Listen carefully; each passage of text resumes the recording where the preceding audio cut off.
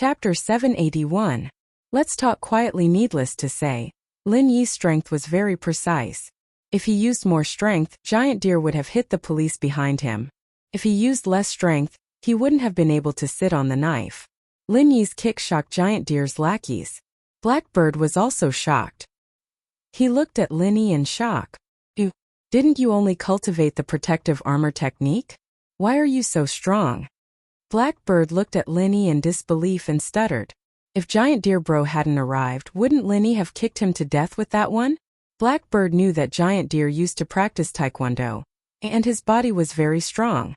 If Giant Deer could be kicked dozens of meters away by Lin Yi, how could Blackbird withstand it? It seemed that Lin Yi was pretending to be afraid. He wasn't afraid at all. Lin Yi's purpose of doing this was to get all the members of the thief gang to be arrested by the police. Blackbird understood that he was tricked by Lin Yi. And he was tricked by Lin Yi. However, although he was angry, he didn't dare to go against Lin Yi. He was afraid that Lin Yi would kick him too. If that happened, he wouldn't be able to live anymore. Especially when he saw Giant Deer sitting on the knife. Blackbird's heart skipped a beat. He wondered if Giant Deer was dead or not. Blackbird knew that the reason why Giant Deer dared to fight against Lin Yi and wanted to drag Lin Yi down with him was because Giant Deer wouldn't be able to come out after being sent to the police station. However, Blackbird wasn't. Although he was the second leader of the thief gang, he wasn't the main culprit. Plus, he didn't kill anyone. He only raped a few women, so he didn't deserve to die. When did I say that I only practiced armor protection? Lin Yi asked back. Blackbird froze. He thought about what Lin Yi said and realized that Lin Yi really didn't say that he only practiced armor protection.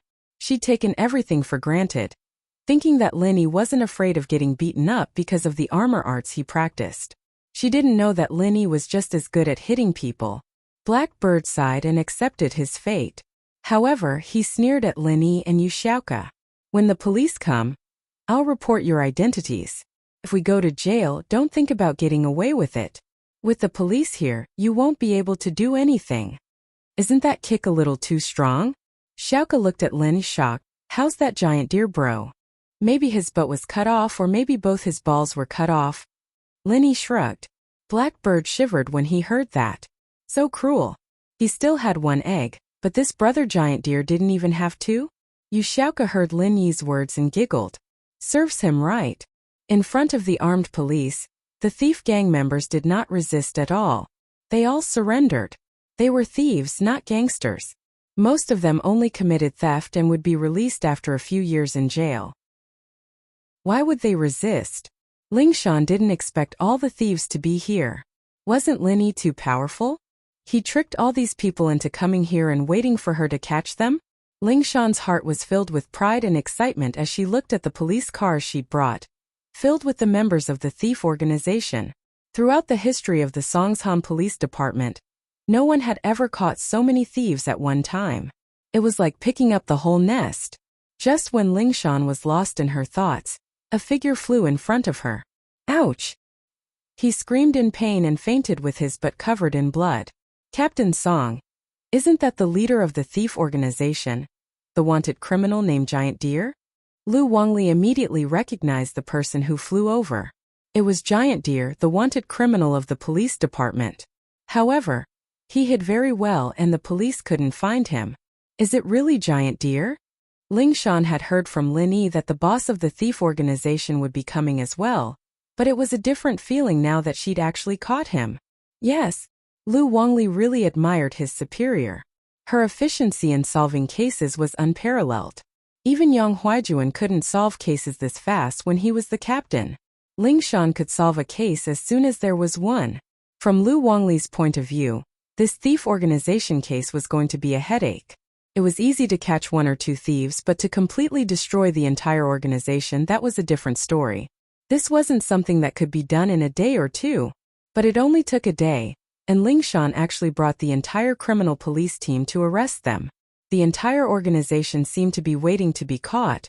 From the leader to the normal members, everyone had a part in it. Not a single one of them could escape.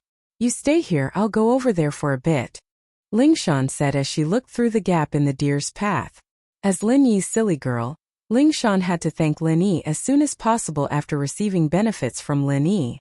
Ling Shan knew very well that no matter how much Lin Yi spoiled her, there was a limit. If she really made Lin Yi unhappy, then there would be nothing left. Lu Wangli saw the direction Ling Shan was heading to, and he also saw Lin Yi. He couldn't help but be stunned. Lin Yi, what was he doing here? Suddenly, Lu Wangli remembered the first time they solved the bank robbery case.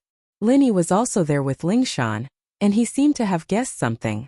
Could it be that Lin Yi was involved in this? It was possible. Otherwise, why would Lin Yi appear here out of coincidence? And why was Ling Shan in such a hurry to see Lin Yi?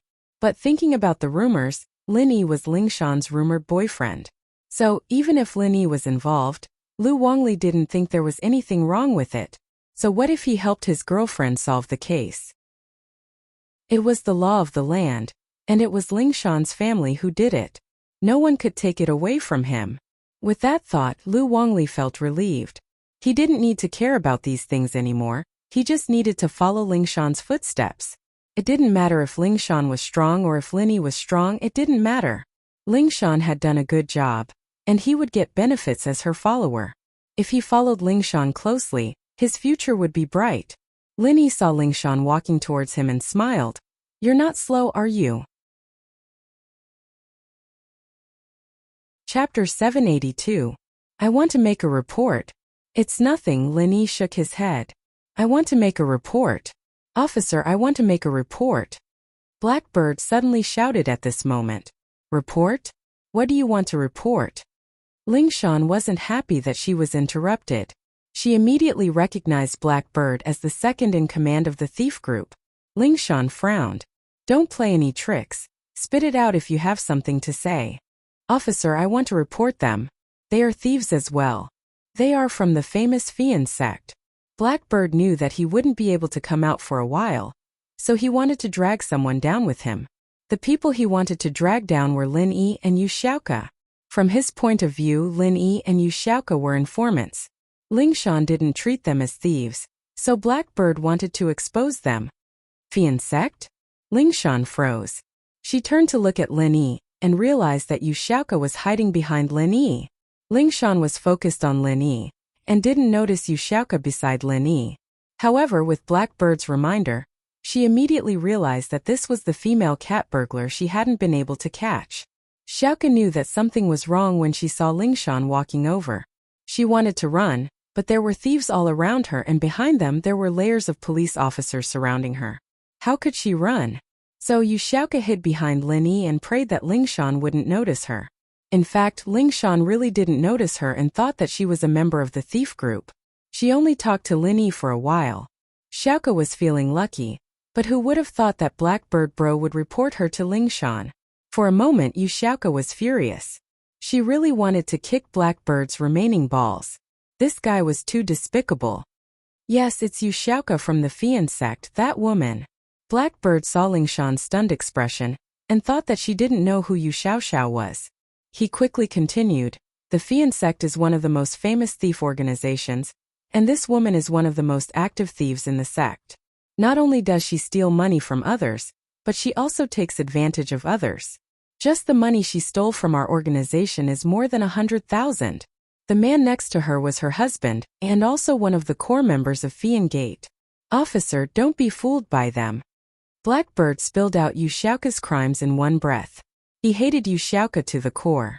He came here to take revenge on Yu Xiaoke, but not only did he fail, he was caught by the police. How could he accept this? So before he was caught, he had to do everything he could to take revenge on Yu Xiaoke. Ling Shan couldn't help but frown at Xiaoke's words. Since when did Lin Yi join Fian sect? He's Xiaoke's man now? Ling Shan wasn't happy at the thought. Yu Xiaoke was quite lucky, wasn't she? She actually had a boyfriend like Lin Yi? Why were all these women so lucky? She worked so hard and only Lin Yi didn't call her Miss Braindead. But Yu Xiaoke probably didn't know Lin Yi for long, and she could already make Lin Yi do things for her?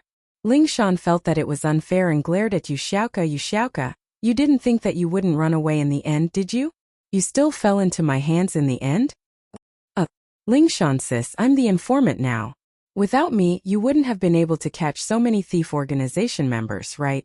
Yuxiaoka said as she looked around for a possible escape route. Yuxiaoka saw that Linny knew Lingshan, so she couldn't rely on Linny anymore. She could only put her hope on herself and see if she could find a chance to escape. Informant? But this black bird informant too? He's informant too? Lingshan wasn't moved at all. Yuxiaoka was a criminal, and she had the responsibility to bring her to justice. Yuxiaoka had been registered in the police station for a long time. Many rich and powerful people had come to report cases, and Yuxiaoka had been robbed or even beaten up. Lingshan placed a lot of importance on these cases, and had set up a few operations to capture Yuxiaoka. Who would have thought that Yuxiaoka's qinggong was so good, and she managed to escape a few times. Even though he was a golden class master, he couldn't catch up to Xiaoka's qinggong. Her qinggong seemed to be a unique skill, and although he didn't see how strong she was able to run faster than anyone else. Yuxiaoka's name was much bigger than the thief organization. There was no other reason than that Yuxiaoka specialized in stealing from the rich and heartless, and these people were usually rich and powerful. When something happened, they would naturally report it to the police, and as time went by, Yuxiaoka became the focus of the police. When these rich people reported to the police, they naturally wouldn't say what they had done before, and they would only blame Yuxiaoka. Lingshan didn't know Yuxiaoka's motive, and so she treated Yuxiaoka as a thief who specialized in stealing from the rich. Alright Lingshan sis, I admit defeat this time, I'll go with you. Yuxiaoka lowered her head and walked towards Lingshan slowly, as if she was surrendering. But before she could finish, Yuxiaoka's footsteps changed, and she quickly went around Lingshan, running behind Lingshan. Yuxiaoka had already observed the terrain, and behind Lingshan was a path that Linny had opened with Giant Deer Bro's body. As long as Yuxiaoka followed this path, she might be able to escape. After all, the police were busy stuffing the thieves into the cars, and not many would notice Yuxiaoka. By the time they did, it would be too late. Where do you think you're going? Lingshan laughed coldly, slapping Yuxiaoka's back. Lingshan had interacted with Yuxiaoka many times, and of course she knew what kind of person Yuxiaoka was. Lingshan didn't believe that Yuxiaoka would admit defeat. Yuxiaoka was a smart girl, and as long as there was a chance, she would run like crazy. Why would she admit defeat? Chapter 783. How unlucky. Of course, Lingshan only wanted to capture Yuxiaoka, not kill her. Otherwise, with Lingshan's strength as a golden class master, Yuxiaoka would probably be reborn or transmigrated to another world. Ah! Yuxiaoka screamed in pain as she flew backwards and fell on the ground. She spat out a mouthful of blood and fainted. Linny didn't think that Lingshan would suddenly attack and frowned. Why did you hit her? If I didn't hit her, would I have been able to capture her? Lingshan didn't feel comfortable hearing Linny speak up for Yuxiaoka. I told you to capture those thieves, not her. Linny had a good impression of Yuxiaoka. Although they hadn't known each other for a long time, if Yuxiaoka wasn't lying, then she was worthy of Lin Yi's respect. She was able to support an orphanage all by herself. How much courage and perseverance did she need to be able to do that? She's a thief too. Lingshan looked at Lin Yi stubbornly. She had her own principles. Although she always acted like a yes man in front of Lin Yi, she couldn't let that destroy her principles and perseverance. Lin Yi was surprised by Lingshan's expression. Lingshan had always been docile in front of him, but now she had a disagreement with him. However, Lin Yi thought about it and understood Lingshan's position. She was a soldier and Yuxiaoka was a thief. It was natural for soldiers to catch thieves. However, Lingshan and Yuxiaoka were in different positions. Yuxiaoka felt that it was okay for her to steal money for the orphanage, but Lingshan felt that no matter what, Yuxiaoka was a thief. Lin Yi nodded and didn't make things difficult for Lingshan anymore. Blackbird, on the other hand, was extremely pleased. Xiaoka was beaten up by Lingshan, and he was finally able to vent the anger he had been suppressing for a long time. Xiaoka, did you want to send us to jail? Then I'll send you in first. What about now? Not only will you be beaten up, but you will also be arrested. Lin Yi wanted to check on Yuxiaoka's injuries. When he passed by Blackbird, Lin Yi accidentally bumped into him. Blackbird was too happy to notice. However, after Lin Yi passed by, Blackbird felt that something was wrong. Why did he suddenly feel hot all over?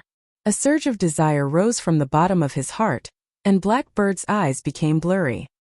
He looked at Lingshan with a ferocious expression. From the looks of it, he was trying his best to control his emotions, but it was only for a split second before he went berserk, pouncing on Lingshan. "Little girl, give it to me, I want you to play with me once." Lingshan looked at Blackbird, who had yellow teeth and smelly breath, and felt disgusted. She didn't understand. Wasn't Brother Blackbird too daring? How dare he take liberties with her in public? Did he want to die? Lingshan was puzzled when Blackbird's hand reached for her chest. Lingshan was enraged and kicked Blackbird's crotch. Blackbird screamed in pain and fell to the ground. The last thing he said before he fainted was, "My other balls." This was naturally Lin Yi's doing. Lin Yi only stimulated a few acupoints on his body, making him have the urge to sleep with someone else. In fact, this method could also be used on impotence and lack of desire. However, Blackbird had a strong desire to begin with, and after Lin Yi's teasing, he lost his mind. The members of the thief organization also felt strange. Did Blackbird lose his mind? How dare he take liberties with Lingshan? Wasn't he looking for death?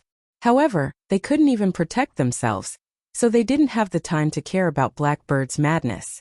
All of them lowered their heads and didn't dare to breathe loudly. They were afraid that they would be Lingshan's next target. However, Lingshan didn't want to argue with them and went to look for an ambulance. Lu Wangli had already called an ambulance for Giant Deer Bro. Now Yu Xiaoka and Blackbird were in the ambulance. Lin Yi naturally didn't care about Blackbird's life and walked towards Yu Xiaoka. Squatting down, Lin Yi wanted to check on Yu Xiaoka's injuries. However, Yu Xiaoka suddenly opened her eyes and gave Lin Yi a look. Lin Yi was surprised. "You didn't faint?" "I'm alright. I can barely hold on." Yu Xiaoka forced a smile. "Thank you for taking revenge for me." Yu Xiaoka must have guessed that Lin Yi did something to Blackbird. Otherwise, Blackbird wouldn't dare to take liberties with the female officer at this time. Did he think his life wasn't long enough? It's nothing. Lin Yi didn't know why, but he felt pity for the pitiful Yu Xiaoka. Lin Yi was a cold person by nature, and he maintained a high level of indifference towards his enemies and strangers. He only treated his friends with sincerity. As for Xiaoka, he had only met her for the second time, and he was deeply moved by her experience. Lin Yi could be considered as an orphan, and Yu Xiaoka was probably the same. Otherwise, she wouldn't have worked so hard for the orphanage. The two of them had some similarities. "Song Lingshan is here. I'm going to faint. Don't expose me." Yu Xiaoka blinked her eyes and suddenly, her head tilted and she fainted on the ground again. Since Yu Xiaoka said so, Lin Yi couldn't help her anymore. At this time, Song Lingshan directed the paramedics to carry the stretcher over. Lin Yi stood up and moved to the side. Song Lingshan helped the paramedics carry Yu Xiaoka and Blackbird onto the stretcher and walked towards the ambulance. The thief organization members were mostly caught. Even if they weren't caught, they didn't dare to move. There were armed police in front and behind them. They couldn't run even if they wanted to. They might as well wait for the police to deal with them. "You ran with them?" Song Lingshan saw that Lin Yi followed and asked softly. Lin Yi looked at Song Lingshan and didn't explain. It was complicated to explain.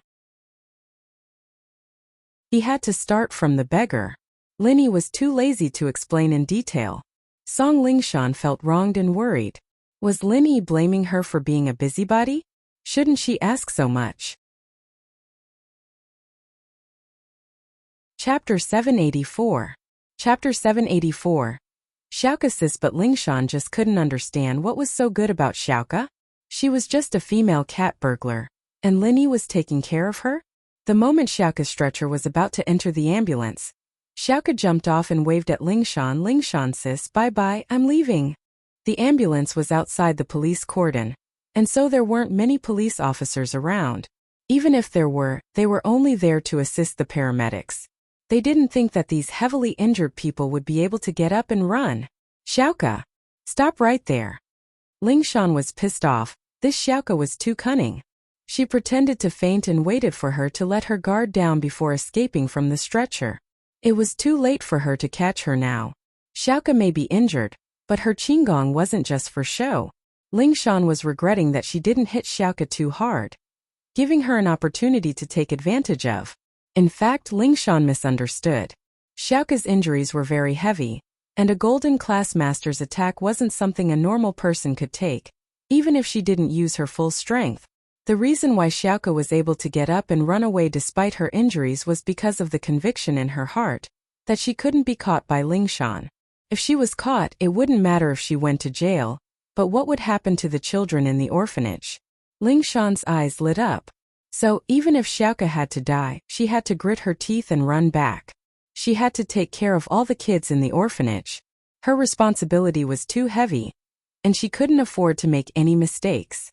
Lingshan sis, we'll meet again. Xiaoka's face was in pain, but her voice was happy. She'd finally escaped Lingshan's pursuit once more. You Xiaoka, remember this. See if I don't kill you next time. Lingshan glared at Xiaoka hatefully. She was pissed off. Xiaoka didn't argue with Lingshan. She knew her own situation, and she was heavily injured. She was gritting her teeth and running back to the orphanage. Lin Yi thought of something and said to Lingshan, I'll go take a look. You can catch her? Lingshan was overjoyed after hearing Lin Yi's words. She thought that Lin Yi was going to help her catch Xiaoka. No, she's not in a good condition. I'm afraid that you'll kill her, Lin Yi said as he followed. Lingshan stomped her feet angrily. It seemed like Lin Yi could have caught Xiaoka, but he didn't going to check on Xiaoka's injuries instead. But she couldn't interfere with Lin Yi's business. She was angry, but she didn't dare to object to Lin Yi. Lin Yi followed Xiaoka secretly and saw her running towards the slums. Lin Yi had to admit that Xiaoka was very fast. If he wasn't mystic and good at speed, Lin Yi might not be able to catch up to Xiaoka. Xiaoka was very fast, and in the blink of an eye, she had passed through the slums and arrived in front of a dilapidated courtyard. She pushed the door open and entered the courtyard. Perhaps it was because she had used up the last bit of energy in her body, but the moment she entered the courtyard, she fell to the ground and couldn't get up again. Lin Yi admired Xiaoka's endurance. It was so far away, and she used her last bit of energy to run here. It was very rare. This was a very dilapidated courtyard. At the gate of the courtyard, there was a wooden sign with black characters on a white background. However, because of the age, it was already mottled. There were only a few vague words on it. If you looked closely, you could see that it said, Shantytown Private Orphanage. So it was an orphanage? After seeing the sign, Lin Yi's suspicions towards Xiaoka disappeared. He was 100% sure that what Xiaoka said was true. But the orphanage was so dilapidated that it made Lin Yi a little moved. Lin Yi walked over quickly and came to Xiaoka's side. He bent down and reached out his hand to check on Xiaoka's injuries. Who are you? Let go of Xiaoka sis. Bad guy. Stay away from Xiaoka sis. Suddenly, a group of kids ran out from the only red brick house in the courtyard and surrounded Lin Yi. They didn't want Lin Yi to get close to Xiaoka. Xiaoka sis, what's wrong? Whoa. Xiaoka sis, why are you vomiting blood? A little girl cried when she saw the blood at the corner of Xiaoka's mouth. The other boys, on the other hand, glared at Lin Yi. Who are you? Why did you hurt Xiaoka sis? Lin Yi didn't think that his kind action would be misunderstood by these kids, but he didn't mind it. After all, these kids didn't know anything. Seeing Xiaoka lying here, they naturally thought that he was the bad guy who hurt Xiaoka. However, there was one thing that Lin Yi could see. These kids had a deep relationship with Xiaoka, so what Xiaoka said before was true. She stole the money for these kids for this orphanage. What are you doing? Go back now. An authoritative voice sounded. Lin Yi looked up and saw an old woman in her 50s walking out from the red brick house. She quickly walked to Lin Yi and looked at Xiaoka on the ground, then at Lin Yi. She had a complicated expression on her face. Principal, this person is a bad guy. He hurt Xiaoka sis. Xiaoka sis is vomiting blood. Should we call the police and arrest him? Stop arguing. Go back now. The old woman called Principal shouted at the kids. There's nothing for you to do here. Go back and read your books. But Principal, Xiaoka sis is vomiting blood. Whoa. The younger girl cried and didn't want to leave. What? My words don't work, do they? All of you go back. The old woman yelled at the girl and pulled her over to prevent her from getting close to Lin Yi. She then turned to one of the older boys. Ken, take your brother and sister back.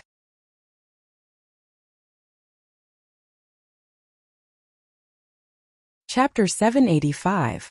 She'll die if you don't save her, but it was obvious that the kids were worried about Xiaoka's situation. How could they relax after seeing Xiaoka vomit blood? After the kids left, the old woman looked at Lin Yi. Xiaoka stole your money, right? But you're really too vicious. You actually chased her all the way here. She stole your money. I can compensate you. I hope you can let Xiaoka go. She's a good child. I believe you've seen it too. She stole all the money for the sake of this orphanage. If it wasn't for the fact that I'm useless, I wouldn't have let this child out. The old woman didn't want the kids to know that their beloved Xiaoka sis went out to earn money for them every day. But in reality, she was stealing. Only she knew about this and no one else knew about it. This was also why the old woman told the kids to go in. It was best to hide this from the kids as much as possible.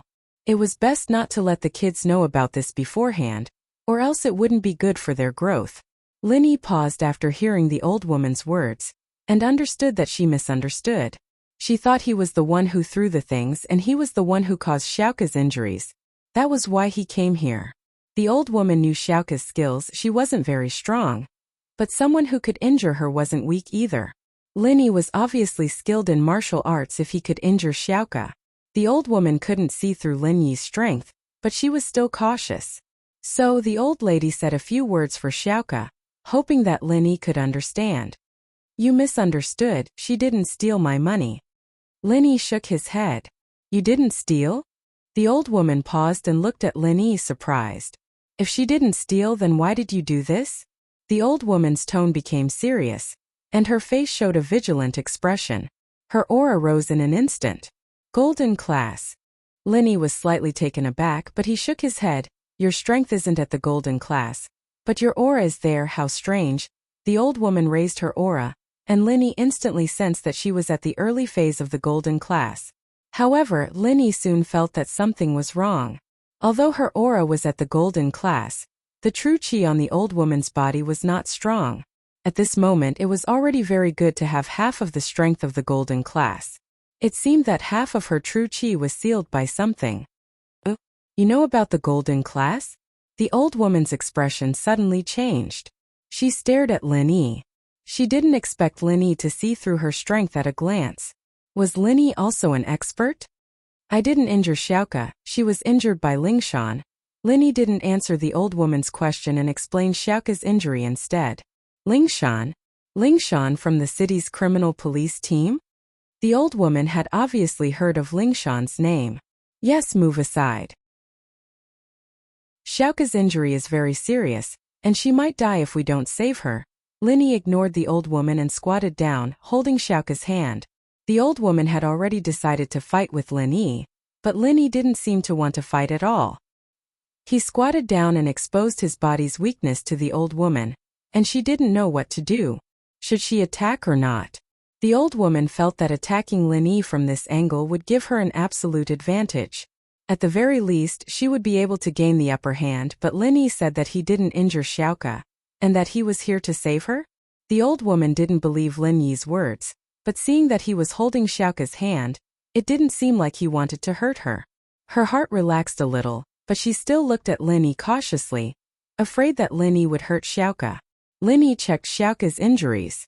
Lingshan's palm had only shifted Xiaoka's organs, and she'd be able to recover after some rest. But Xiaoka had used her last breath to run back to the orphanage, aggravating her injuries. She'd already sustained internal injuries, and if she didn't get treated soon, there'd be repercussions even if she did recover. Find me a quiet room. Don't let anyone disturb me. Lin Yi carried Xiaoka and ordered the old woman. You really want to save Xiaoka? The old woman naturally didn't believe Lin Yi. After all, they only met once, and she didn't know the relationship between Lin Yi and Xiaoka. She was a little hesitant. If you can heal her, I'll let you do it, Lin Yi said faintly. How could the old woman know how to heal people? If it weren't for Lin Yi, her first reaction would be to send Xiaoka to the hospital. Perhaps Lin Yi touching Xiaoka triggered her injury. But just when the old woman was hesitating whether or not to believe Lin Yi, Xiaoka woke up. She opened her eyes with difficulty and saw that she was in Lin Yi's arms. She paused and said, "You're a good friend. Are you going to send me to the hospital?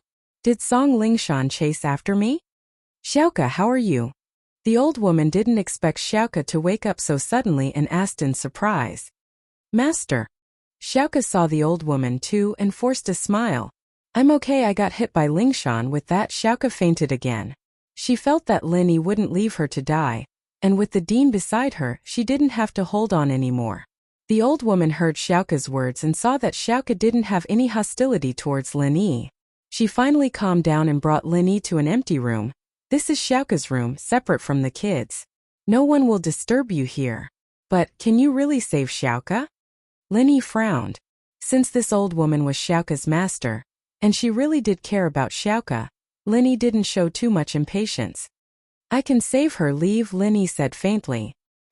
The old woman was in a difficult position. She didn't trust Lin Yi 100%, and she didn't dare to leave casually. She was afraid that Lin Yi would do something to hurt Xiaoka. After all, Xiaoka was very pretty. What if Lin Yi had bad intentions and did whatever he wanted when Xiaoka couldn't move? If Lin Yi knew what the old woman was thinking, he would only smile bitterly.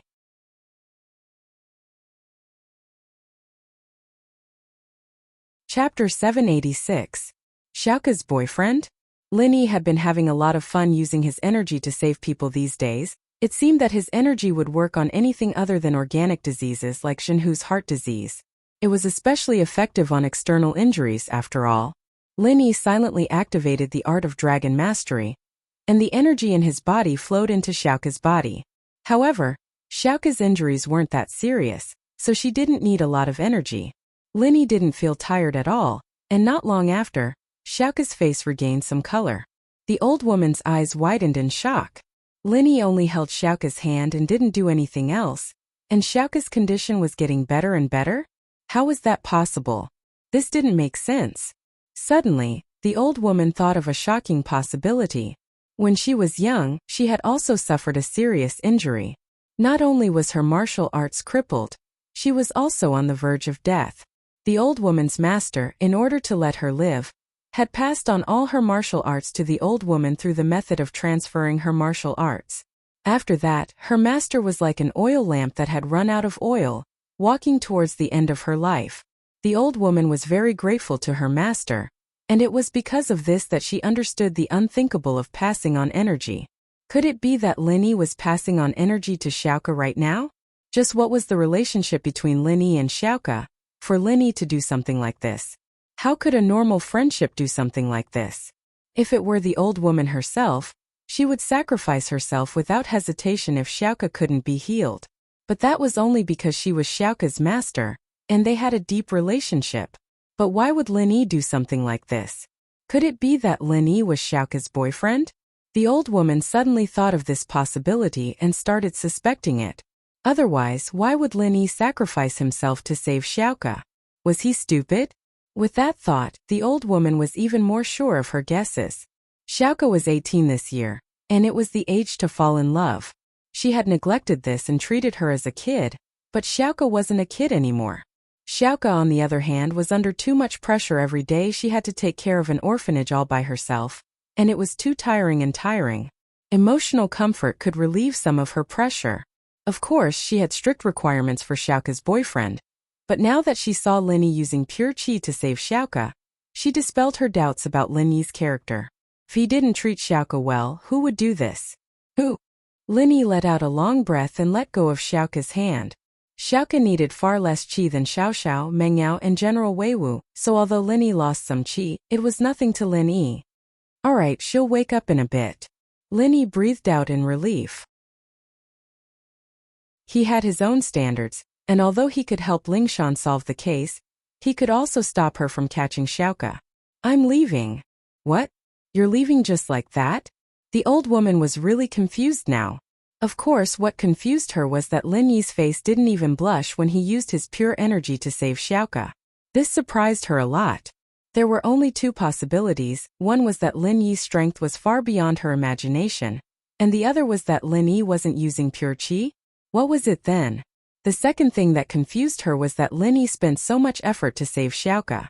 Normally, he would be waiting for Xiaoka to wake up, and she'd be so touched that she'd be in a mess. This was something that young couples should do under normal circumstances, right? But Lin Yi didn't seem to care at all. I still have things to do, I'll be leaving first. Lin Yi nodded. Right, if Ling Shan doesn't let her go, tell her to call me. This is my number.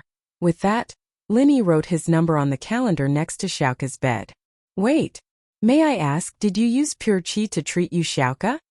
The old woman asked the question she had in her mind. You could say that, Lin Yi nodded. Can Xiaoka use your pure qi? The old woman wasn't very strong, but she knew that if it wasn't from the same school, the similarity between qi was close to zero, and it couldn't be used interchangeably. Forcefully injecting it into someone else's body wouldn't benefit them at all. Yes, Lin Yi said. All right, I'll be leaving first. With that, he turned around and left Xiaoka's room, ignoring the old woman. Lin Yi wasn't very familiar with Xiaoka, much less the old woman. So, in terms of helping Xiaoka, Lin Yi did this much was already very good. She stole so much money, but she didn't know how to enjoy it. She was wearing the cheapest clothes on the street, and the room was very simple. The window was broken, and the writing desk was broken. There wasn't even a decent closet. The only luxury item was the computer on the writing desk. Lin Yi was helping Xiaoka because he really liked the girl. She had a hard life, but she was optimistic and optimistic. She found joy in her pain every day. She stole so much money, but she didn't know how to enjoy a single cent of it. She wore the cheapest clothes on the street, and the room was very simple. The monitor with the big head was already obsolete, and the case was missing a panel. The keyboard and mouse were also the oldest, but they were wiped clean. Someone probably didn't want them anymore and donated them, right? For a young and beautiful girl, makeup, dressing table, and wardrobe were necessary items, but they weren't in Xiaoka's room. There was a bottle of Debeos honey on the desk, and the only thing left was a box of hand oil that was rarely seen in shells. It was hard for Lin Yi to imagine how this girl lived every day. She had so much money, but she never fell for it. As for the closet, it was a big cardboard box on the ground. There were a few clothes scattered inside, but it was pitiful. Other than underwear, there were only 2 to 3 sets of outer clothes. It was quite pitiful. So, if it was possible, Lin Yi wouldn't hesitate to help Xiaoka. He wasn't just helping Xiaoka herself, but all the children in the orphanage. Chapter 787. Chapter 787. Yu Xiaoka's admirer evidently.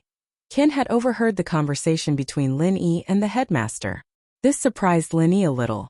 This kid dared to listen to the headmaster and secretly eavesdrop? It wasn't that Lin Yi didn't take precautions. In fact, there was nothing to hide in the conversation between Lin Yi and the headmaster, and Lin Yi didn't care about anyone eavesdropping. Plus, there were no strangers around the orphanage, so Lin Yi didn't take it to heart. You know about Xiaoka? Lin Yi paused and looked at Qin. Yeah, I know a little, but Xiaoka sis is a good person. Although she steals from those heartless rich bastards. Qin was the oldest in the group, around 15 years old. It was normal for him to know about these things. Can I ask you something? What is it? Lin Yi didn't dislike these orphans, so he didn't mind talking to them. Are you Sister Xiaoka's boyfriend? Xiao Qin hesitated for a moment but still asked shyly. The way the boy asked the question surprised Lin Yi. There seemed to be a hint of jealousy and envy in the boy's tone. His expression betrayed his true intentions, and Lin Yi found it funny. You like Yu Xiaoka? Qin was shocked by Lin Yi's sudden question. His face turned red, and he clenched his fists, breathing heavily. He dodged Lin Yi's gaze, not daring to meet Lin Yi's eyes. After a while he said, all the sensible boys in the orphanage look up to Kusis, and they all want her to be their wives. Qin's words confirmed Lin Yi's guess. Although he didn't admit it, it was no different from admitting it. Oh. Lin Yi smiled and looked at Xiao Qin from head to toe. Judging from his figure alone, it was hard to tell that he was only 15 years old. He was already more than 1.7 meters tall, but his young face betrayed his age. At his age, it was normal for him to have feelings for the opposite sex. Xiaoka was very pretty, and she was the idol of these kids. These kids were like fans, and it was understandable for them to have thoughts about her. You wouldn't use Yu Xiaoka's photo to do something perverted, would you? Lin Yi found Xiao Qin interesting and couldn't help but tease him. How is that possible? Xiao Qin suddenly became a little anxious. He stared at Lin Yi with a flushed face. Sister Xiaoka is like a goddess in our hearts. How can I blaspheme her?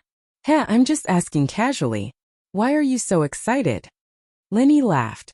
It seemed like Xiaoqian wasn't lying. In his heart, he probably admired Xiaoka more than anything else. Actually, we all know that we're not good enough for her. She's so kind, so beautiful. And we all hope that she can find a boyfriend who can protect her and give her happiness, so that she doesn't have to work so hard every day. Xiaoqian suddenly looked up at Lin Yi. And we can't do that. What about you? Me? Lin Yi paused and shook his head. This is the second time I've met her. You're not Xiaoka's boyfriend? Xiaoqian froze as well. Then why did you save her? Kids shouldn't ask about adult matters. Lin Yi didn't know whether to laugh or cry. He told Xiaoqian, go back and study. Let's see if the dean will scold you when she comes out. Then I'll go. Xiaoqian was scared at the mention of the dean. He made a face at Lin Yi and ran back to the red brick house. Lin Yi shook his head. Xiaoqian was a little mischievous, but he was still a kid. However, Xiaoqian's words touched Lin Yi. It wasn't a long-term solution for you Xiaoka to keep stealing.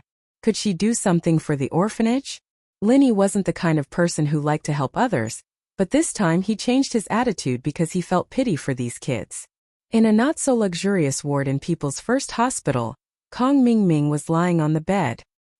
He had an 4 drip on his face and he was still cursing. He had just woken up not long ago. He was scared by the old man who was pushing the body downstairs and he fainted. Zhu Xiaozhong and Wang Shebing had to send him to the ward. After he was hooked up to a drip of glucose and 4 drip, Kong Mingming slowly woke up. Motherfucker, what a scam! Pushing a body to scare people, I was almost scared to death. Master Ming, why don't Xiaozhong and I go beat up the old man for you? Wang Shebing asked carefully. Fuck off. It's useless, what's the point of beating him up? If you break him you'll have to pay for it, idiot.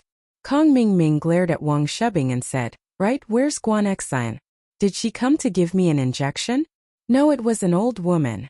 She's huge, and her breasts are bigger than my butt. Wang Shebing shook his head. Motherfucker, help me find out when Guan Exine will be on duty, and find a way to trade her for me. Kong Mingming said, I can't catch a cold for nothing. Not only will I suffer, but I'll also have to spend money. Who am I supposed to ask? I don't know anyone in this hospital. This place isn't like Donghai. Wang Shebing sighed. Master Ming, you don't know anything here. Fuck, just give me money. Do I need to tell you? Just find someone who knows the inside story. Give them some money and they'll tell you. Kong Mingming said unhappily. For example, the old woman you mentioned before. If you give her some money, I don't believe she won't tell you. That's right. Wang Shebing nodded. Wait a minute, I'll go and see. Before Wang Shebing could finish his sentence, the door of the room was pushed open. The old woman nurse walked in and asked loudly, is the patient awake? He's awake, he's awake. Auntie, can you come and see? Wang Shebing wanted to get some information from the old woman, so his attitude became very respectful. What did you say? Who are you calling an auntie? I'm not married yet. The old woman nurse glared at him and almost slapped Wang Shebing. I'm sorry, I only saw clearly when I got closer. It's the beautiful nurse. Wang Shebing was shocked and quickly changed his words. My eyesight isn't good. Please forgive me.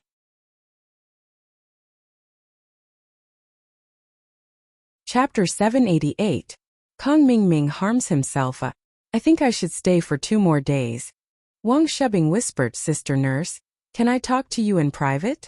Talk in private? If you have something to say it here. If you have something to say it quickly, I'm busy. The nurse didn't have a good impression of this Wang Shebing. He called her auntie before. What kind of look was that? Wang Shebing quickly reached into his pocket and took out a few hundred yuan. He didn't know where he lost his wallet earlier, so he didn't have much money left. He roughly looked at it and saw that there was only around 400 yuan. Part of it was just spare change, but that was all he had. He couldn't make it to the bank in time. He could only bite the bullet and say, Sister Nurse, can you fulfill a request of mine? What do you mean? Have you been watching too many Japanese porn? I'm a decent person, don't think about those kinds of things. The nurse looked at Wang Shebing with disdain. Also, you want me to give up my dignity for such a small amount of money? Are you dreaming? Huh. Wang Shebing was stunned. He knew that the nurse misunderstood him. This kind of trash, why wouldn't he do it for 400 yuan? Wang Shebing wouldn't want it even if it was free. But now that he had a favor to ask, he could only lower his voice and say, I'm sorry, sister nurse, you misunderstood me. I don't have those kinds of thoughts. I just want to ask you something. Ask you something? What is it? The nurse knew that Wang Shebing didn't mean it that way, and her face softened a little. 400 yuan for some information was worth it, but it depended on what he wanted to know. If it was something unimportant, it was fine to tell him. But if he wanted to pry into the hospital's secrets, then there was no way. She could only say goodbye to the 400 yuan. It's like this, my boss. Is this Master Xiaoming? Wang Shubin pointed at Kong Xiaoming on the bed and continued. He wants to chase after a nurse in your hospital, so he wants to get some information. Oh, why didn't you say so earlier? The nurse snatched the money from Wang Shebing's hand and put it in her pocket. Ask away. I will tell you everything I know. The nurses could still talk about this kind of thing. Moreover, this was not considered as receiving a red packet. This was the income from their labor outside the scope of their work, so they could feel at ease accepting it. That nurse's name is Guan Xian. Is she also a nurse in your surgery department? Wang Shebing quickly asked. Guan Xian, I know, the flower of our surgery department. What do you want to know? The nurses didn't know Guan Xian's background, so they didn't care what they said behind her back. Nurses, my boss came to the hospital because of Guan Xian. But I don't know what kind of illness Guan Xian is responsible for, so I can't get in touch with her even if I wanted to. Wang Shebing said awkwardly, Beautiful nurse, can you point me in the right direction? Oh, that's easy. Guan Xian is in charge of the external wounds. She's not in charge of injections. If you want to see her, you have to have external wounds. Otherwise, you won't be able to see her even if you catch a cold and die here. The old nurse said.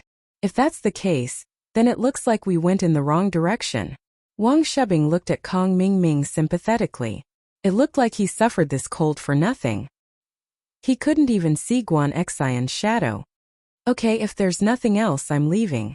You guys figure it out yourself. After the nurse finished speaking, she turned around and walked away. With just a few words, she earned more than 400 yuan. It was really worth it. Motherfucker. Kong Mingming was furious. He angrily slapped the bed. If I knew this was going to happen, I would have investigated it first. At least I wouldn't have to suffer like this.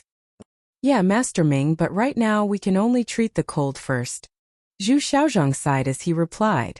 Treat what? Didn't that old woman just say it? I'm almost fully recovered.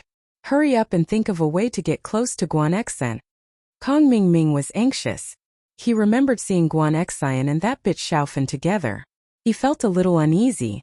He didn't know what their relationship was. Did Xiaofan tell her about him? But Kong Mingming thought that she probably wouldn't say anything yet. This was a little embarrassing for Xiaofan. She wouldn't expose herself, would she? But that girl seemed to be a little crazy, right? If she said it out, then it would be hard to say.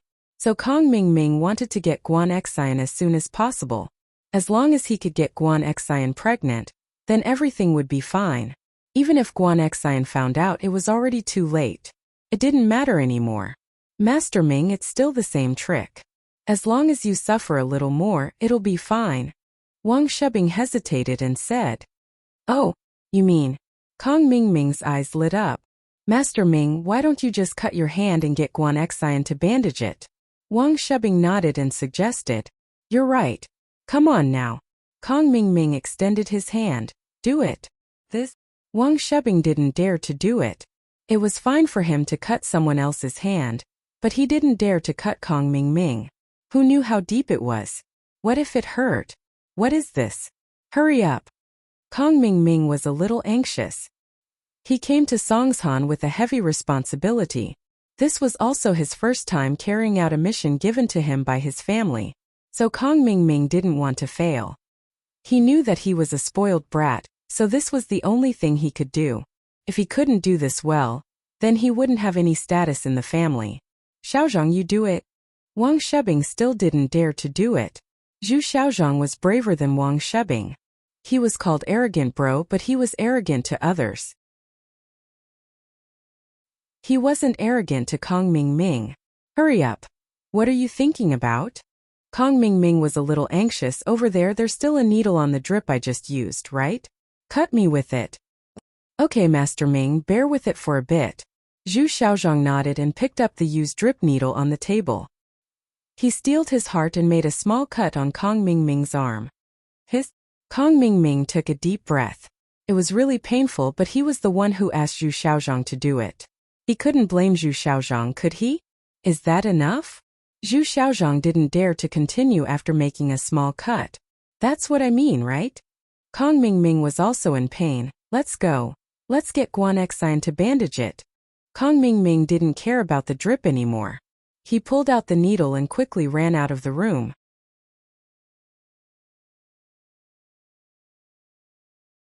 Chapter 789.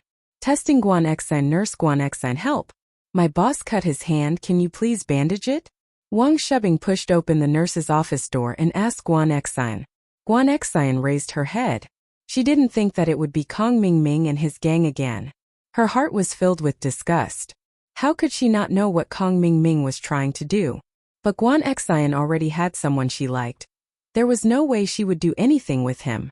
Although her sweetheart already had someone else, Guan Xine still wouldn't fall in love with Kong Mingming. However, even though she disliked them, she couldn't just ignore them out of professional ethics. She was the only one in the nurse's office, so Guan Xine had no choice but to stand up. Guan Xine furrowed her eyebrows. This Kong Mingming was quite smart. Last time he tried to get close to her, but now he cut his hand again. Guan Xine had no choice but to help him first. Usually, the more urgent wounds would be treated first, and then the fees would be paid later. Can I take a look? Guan Xine asked.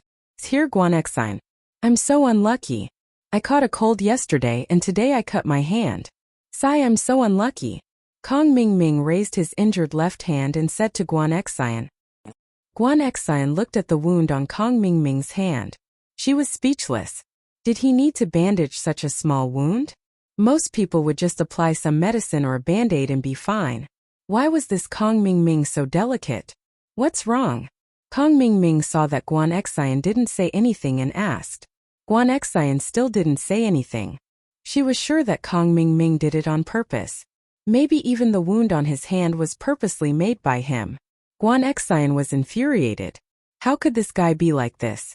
Guan Xine opened the cabinet and found a band-aid and gave it to Kong Mingming. Here, you can put it on yourself. I put it on myself? Kong Mingming was stunned. How are you going to bandage such a small wound? Guan Xine asked. Kong Mingming paused for a moment before agreeing with Guan Xine's reasoning. The wound was a bit small, so it wasn't wrong for Guan Xine to give him a band-aid. Then, can you help me? Kong Mingming wouldn't let go of any opportunity to get close to Guan Xine. Isn't your other hand fine? Guan Xine frowned. I'm a patient and you're a nurse. Shouldn't you help me? It's not like I'm not paying for it. Kong Mingming said, feeling wronged. Oh, that band-aid is a gift from me. It's free. Guan Xine didn't bother with Kong Xiaoming, as she walked back to her desk and started reading her book. Kong Mingming had no choice but to stick a band-aid on his wound. He was thinking about how he could get information from Guan Xine and ask her about her relationship with Xiao Fan. These words were really difficult to say. He didn't know how to broach this topic. Why aren't you leaving yet? Guan Xine waited for a while and realized that Kong Xiaoming was still standing in her office. She asked curiously. It's nothing. I was just thinking of leaving. Kong Mingming laughed and said, oh right, I came back yesterday to look for you, but I saw you with a girl who couldn't walk properly.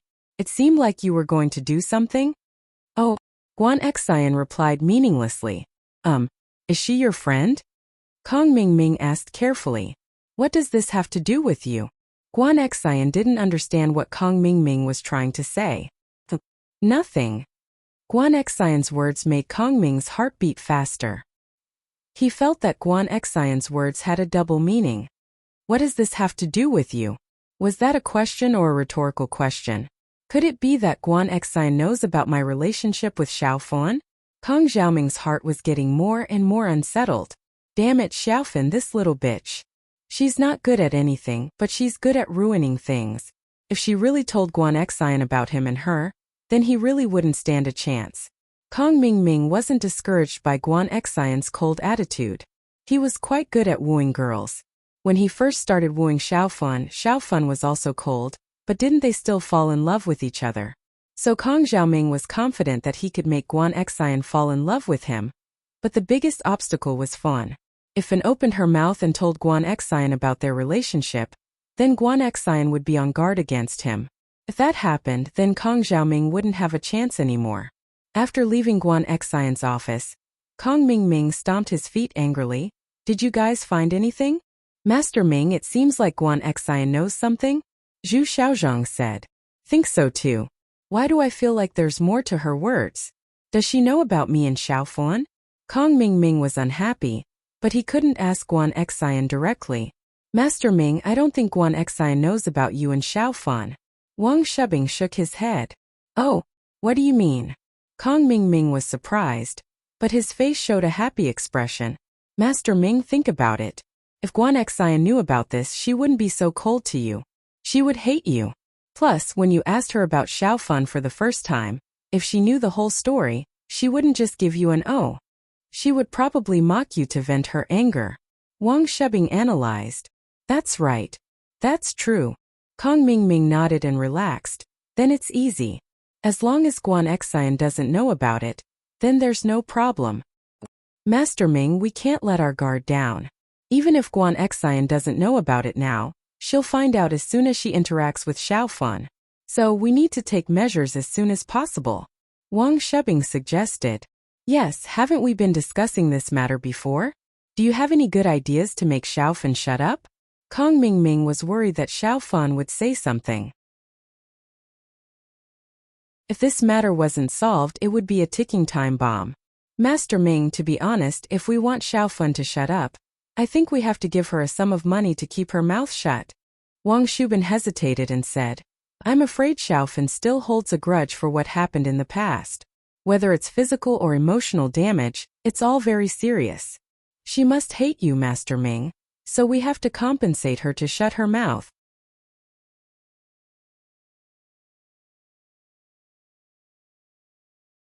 Chapter 790. Visit and apologize. How much do we need to pay? Kang Mingming asked. I think at least this much. Wang Shubing extended his hand and hesitated. Wang Shubin raised a hand and hesitated. Now that Fan's got a relationship with Xiaobo and Lin Yi, her sights are much higher. Normal money won't be enough for her anymore. 500,000. It's a bit too much, but it's still acceptable. Kang Mingming nodded. Okay, I'll talk to my family and ask them to give me the money. We'll go find Xiaofan tomorrow morning. We need to settle this as soon as possible before anything else happens. It's best to sign an agreement with Xiaofan tomorrow. Our 500,000 will be her compensation. After she signs the agreement, she won't look into what happened in the past and can't mention it to anyone else. Wang Shubing suggested. Of course. What if she doesn't want to pay up after we give her the money? Kang Mingming nodded. The cut on my hand is too small. Does that mean we should make it more serious next time? There's no need to rush. Wang Shubing waved his hand. Master Ming, you caught a cold yesterday and cut your hand today. It's easy to raise suspicion. If you get injured again, Guan Xine will definitely feel that something's wrong. That's true, but I'm a bit scared when I think about making it more serious. A light cut is already so painful, how serious would it be? Kang Mingming was a bit scared just thinking about it. The most important thing now is to settle Xiaofan's matter. Today was the second time Qibing Real Estate officially contacted the slums residents. It was hosted by Zihua, Jin Gubang and Zhong Fabai. The location was a temporary demolition office in front of the slums. The residents of the shantytown gathered in front of the demolition office early in the morning. Everyone was looking forward to this day. From their perspective, Qibing Real Estate must have come with sincerity this time. The forced demolition incident had caused a lot of trouble, and although it was settled privately, it still cost a lot of money. People who were close to Mrs. Tang all knew that Master Bing paid a huge price for this. From their perspective, Qibing Real Estate would learn from this lesson and discuss the compensation with the residents of the shanty town. Sihua smiled coldly as he looked at the expectant faces of the slum's residents. These people were truly laughably stupid. Did they really think that they'd be able to negotiate with them on equal terms just because of what happened with their forced demolition? How naive. Qibing Real Estate didn't have a lot of funds left, and they couldn't afford to compensate the slum's residents. Qibing Real Estate was in a hurry to develop and launch their first building, so they had to be decisive. Zhao Qibing couldn't wait any longer. He had been in Songshan for so long without any results. How was he going to answer to House Zhao? Although House Zhao, including his father, hadn't said anything yet, Zhao Qibing thought that House Zhao must be very disappointed in him. If he couldn't even deal with these unruly people, how could he be in charge of the Zhao family in the future? Sihua's plan this time was very simple.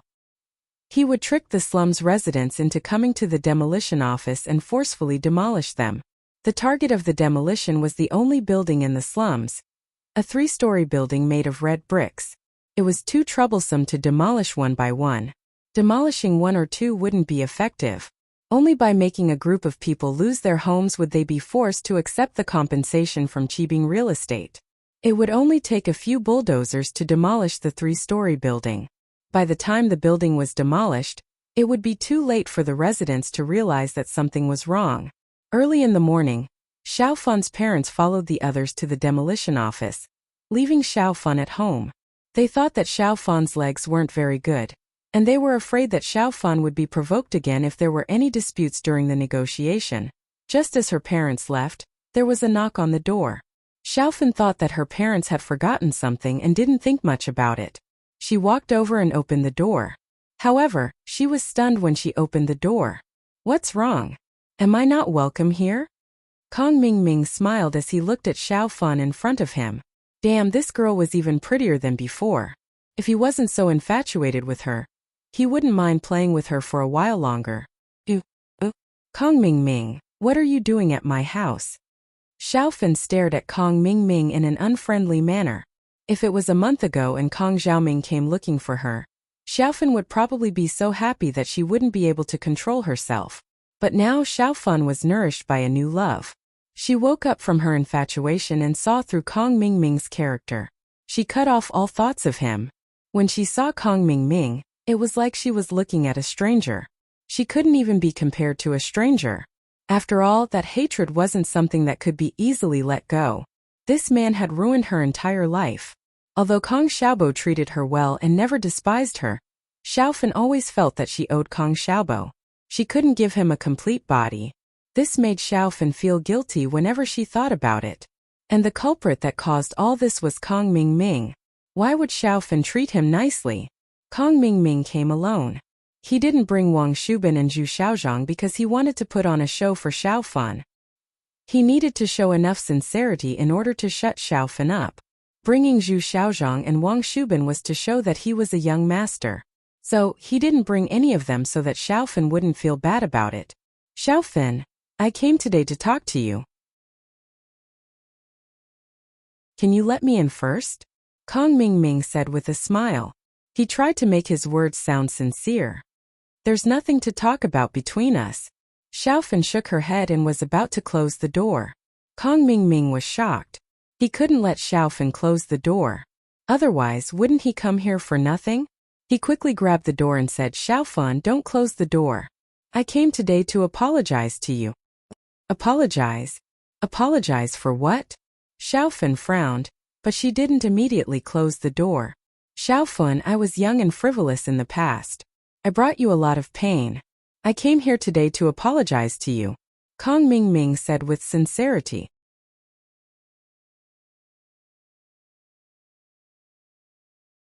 Chapter 791.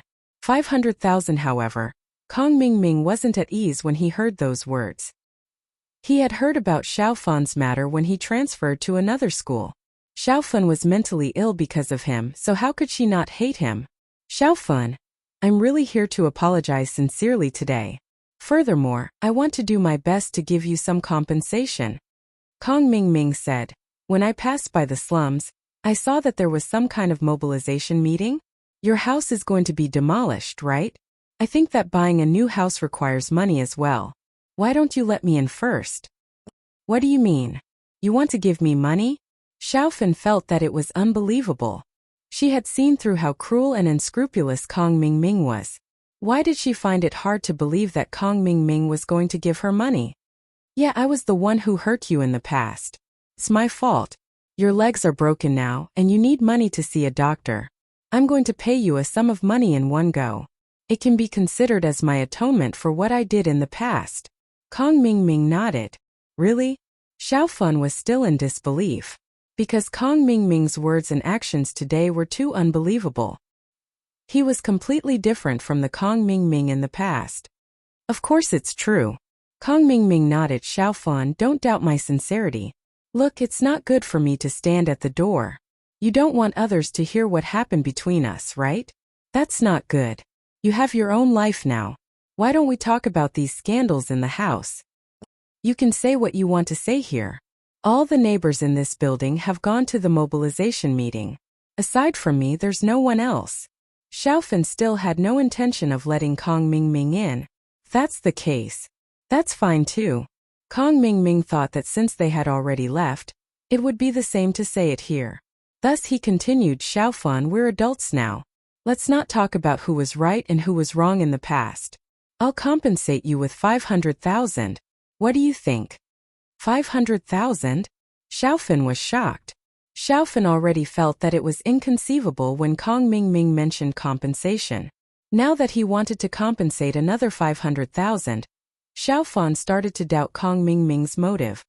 "Yes, but after you take the money we need to sign a brief agreement. I hope that you won't tell anyone about what happened between us, including the people around you." Kong Xiaoming said, "After all, your boyfriend is my cousin. It's not good for House Kang's reputation if you keep bringing up things like this." Kong Xiaoming said.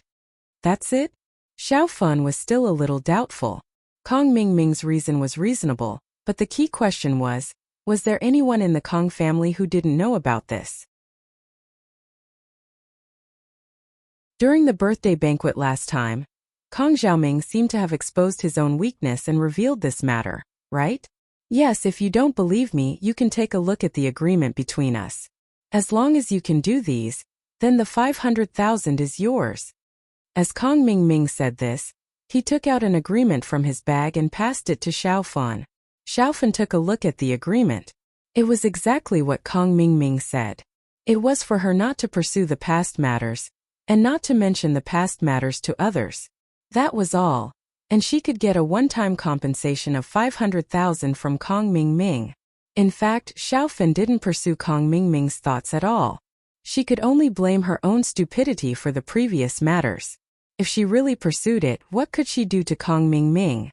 She couldn't pursue this kind of matter if one was willing to take the hit and the other was willing to take the hit.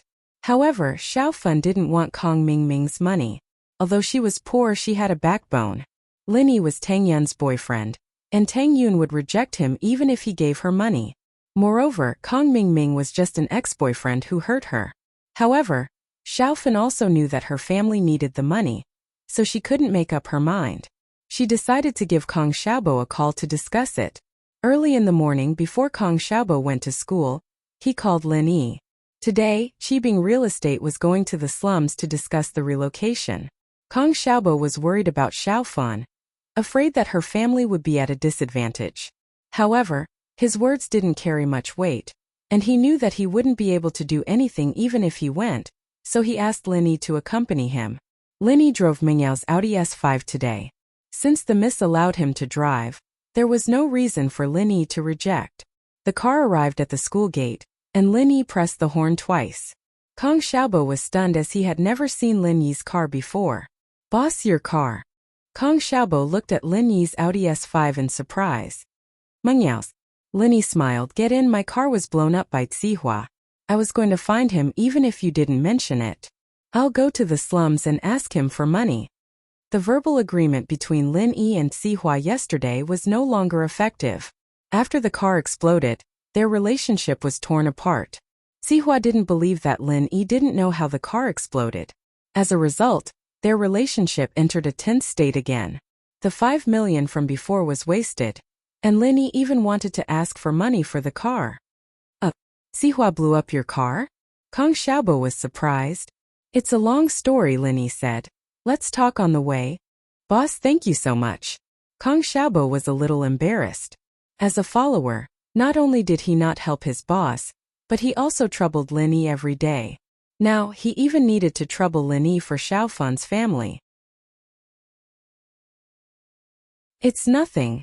I already said that I'm going to find Sihua. Linny didn't think there was anything wrong with it. Linny had always been like this. He was very sincere to his friends and didn't ask for anything in return. In the car, Linny told Kong Xiaobo about how he accompanied Tang Yun's family to ask for money from Sihua. He also told Kong Xiaobo why the car was blown up. Damn! Xiaobo was shocked when he heard that the collapse of Qibing's skyscraper was caused by Linny again. His boss was a little too strong, wasn't he? Qibing's skyscraper was built twice and collapsed both times. Kong Xiaobo was completely speechless. Only Linny could do such a thing after collapsing Qibing's skyscraper and making them pay for the car. When they were about to reach the slums, Kong Xiaobo's phone rang. He took it out and saw that it was Xiaofan.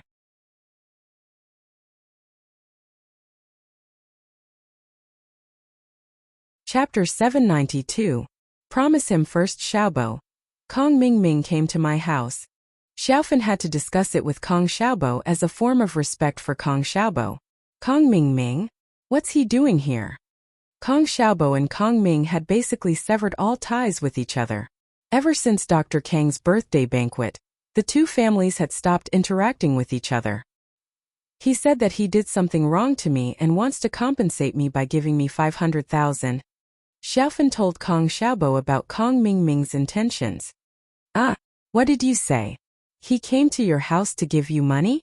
Kong Xiaobo was stunned. Did Kong Ming change his personality? It can't be, right? For someone like him to give money to Xiaofan, did he take the wrong medicine? Yes, and he even brought a contract with him. He said that he would give me the money if I sign it.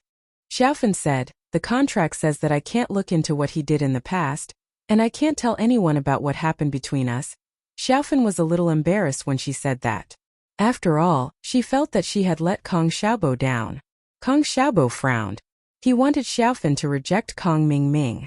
We're poor, but we're ambitious. Wouldn't it make us look weak if we take Kong Mingming's money? However, he knew that this wasn't the time to be impulsive. Xiaofan's family was lacking money, and Kong Xiaobo knew that as well. However, he was different from Lin Yi. He couldn't give too much help to Xiaofan's family, and this money was undoubtedly a timely help to Xiaofan's family that was facing demolition. Let me ask my boss and see what he says. Kong Xiaobo decided to ask for Lin Yi's opinion. If Lin Yi also insisted on not letting him take the money, then he would rather suffer a little. However, when Kong Xiaobo told Lin Yi about Xiaofan's words, Lin Yi didn't even think about it and said, yes, do you still want free money? If he didn't want the enemy's money, he would be treating himself unfairly. But tell her not to sign the agreement just yet. Wait until we check it out and see if there's any problem. Alright, then I'll tell her now. Kong Xiaobo thought that Lin Yi was right. Why wouldn't he want his opponent's money? Didn't Lin Yi still chase after Sihua for money? Didn't he feel that it was inappropriate? It seemed like he was thinking too much. If he didn't want the enemy's money for the sake of face, that would be stupid. Kong Xiaobo quickly told Xiaofan about Lin Yi's intention, and told her not to reject it. She just had to wait for her and Lin Yi to go over. Okay. Xiaofan heard Kong Xiaobo say that Lin Yi wanted her to ask for money, and she felt grateful towards Lin Yi. This money was undoubtedly too important to her family. It was equivalent to sending charcoal in a snowy day. Even if Qibing Real Estate Company could compensate according to the standard, it was undoubtedly a drop in the bucket for the families. Because the housing prices in Songshan weren't cheap, how could there be so many houses in remote areas for them to buy? If they followed the current compensation, they wouldn't be able to buy a new house at all. They could only rent a house and it wouldn't be convenient for them to live in that way. With this 500,000, Xiaofan's family would be able to buy a big house. Xiaofan was really afraid that Kong Xiaobo would ask her to reject it, so she could only reject it. Xiaobo said that he'll be here soon. Come in and wait for a while. I'll sign the contract with you when he's here and confirm it. Xiaofan got Kong Xiaobo's reply and calmed down. She let Kong Mingming into the house since it wasn't appropriate to stand in the hallway. Okay. Kong Mingming heard Xiaofan's words and immediately felt that there was a chance. He nodded happily. Don't worry. Look at the contract and follow it from now on. We'll be even. Fan nodded and went into the room. She started reading her book and ignored Kong Xiaoming, who was sitting on the sofa. However, it didn't matter to Kong Mingming. It didn't matter if Xiaofan ignored him or not. As long as Xiaofan took the money and kept her mouth shut, he could successfully pursue Guan Xine. Kong Mingming felt extremely happy as he thought that his plan was about to come to fruition. Your house hasn't changed after so many years. It's still so broken, huh? Xiaofan frowned. She wanted to get angry, but she felt that it wasn't worth it to get angry at someone like Kong Mingming. She casually agreed and continued reading. A few years ago, Kong Mingming came to Xiaofan's house and said that he would buy a house for her family. Xiaofan was so touched that she gave her true love and body to him. In the end, Kong Mingming was done with her and felt that Xiaofan was a bit clingy. He was afraid that she would stick to him, so he quickly got rid of her.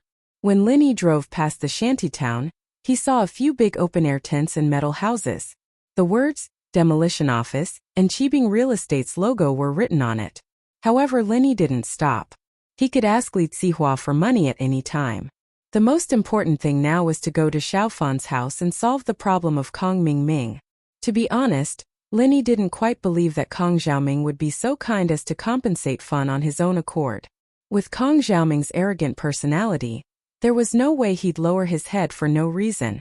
This reminded Lin Yi of what happened yesterday. Li Zihua compensated Tang Yun's house for no reason. He must have some ulterior motives. That was why Lin Yi didn't let Xiaofan sign the agreement with Kong Mingming directly. He wanted to see it first. Boss, why do you think Kong Mingming would suddenly give money to Xiaofan? Would he have that kind of thoughts towards Xiaofan again? Kong Xiaobo also felt that something was wrong. The more he thought about it, the more he felt that something was wrong. Haha, that's not the case. If Kong Mingming went to look for Xiaofan, wouldn't he be slapping his own face? I think that he has a conspiracy, but we don't know what he's planning, Lin Yi said. Let's go and see. And Kong Xiaobo nodded. Now that Lin Yi was helping him, he felt at ease. When the car was about to reach Xiaofan's house, it couldn't go through. There were a few trenching machines and bulldozers blocking the road. Lin Yi frowned and pressed the horn twice. The drivers of the excavators and bulldozers were chatting by the roadside when they heard the car honk. They were a little annoyed at first, but when they saw Lin Yi's red Audi S5, they put on a smile. Someone who could drive a car like that had to be rich and powerful, and they couldn't afford to mess with them.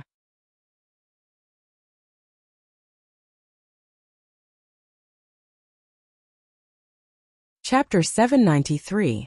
Kong Mingming's true purpose. If it was someone else, he wouldn't bother to explain. But Lin Yi was driving a sports car and looked like a rich kid. Who knew what his background was? He might even know the boss of the corporation, Master Bing. How would they dare to offend him? Demolish the building? Lin Yi was startled and looked at the direction they were pointing. Wasn't that Xiaofan's building? Xiaobo, on the other hand, was taken aback as well. These people wanted to tear down Fan's building? But Xiaofan was still at home. What should he do? Boss. Just as Kong Xiaobo opened his mouth, he was stopped by Lin Yi. He patted Kong Xiaobo's shoulder and gave him a comforting look. Oh, then when are you going to start? Lin Yi looked at Xiaofan's building and asked calmly. Who are you? Why are you asking so many questions? The driver looked at Lin Yi vigilantly. Oh, I want to wait for you guys to finish demolishing the building before going over. I'm going to the old house over there to get some stuff. Didn't you say that it's going to be demolished? I don't care about the compensation. I'll take the stuff away and you guys can demolish it however you want, Lin Yi said with the tone of a rich young master. Oh, we'll start at 8 o'clock sharp. It might be over at 10 o'clock. But we're only demolishing this building today. We won't demolish the old house.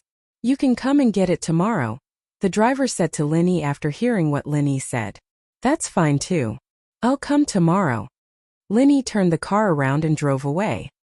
He circled around the shanty town and stopped at a hidden place.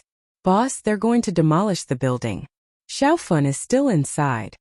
Kong Xiaobo said anxiously. It's only 7:35. There's still 25 minutes left. We have enough time.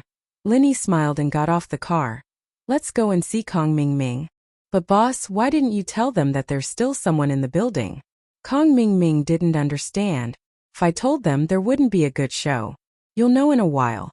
Lin Yi said as he ran towards Fawn's red brick 3-story building, entering the family's unit. Xiaobo didn't know what was going on, but seeing how confident Lin Yi was, he didn't say anything else out of his trust in Lin Yi.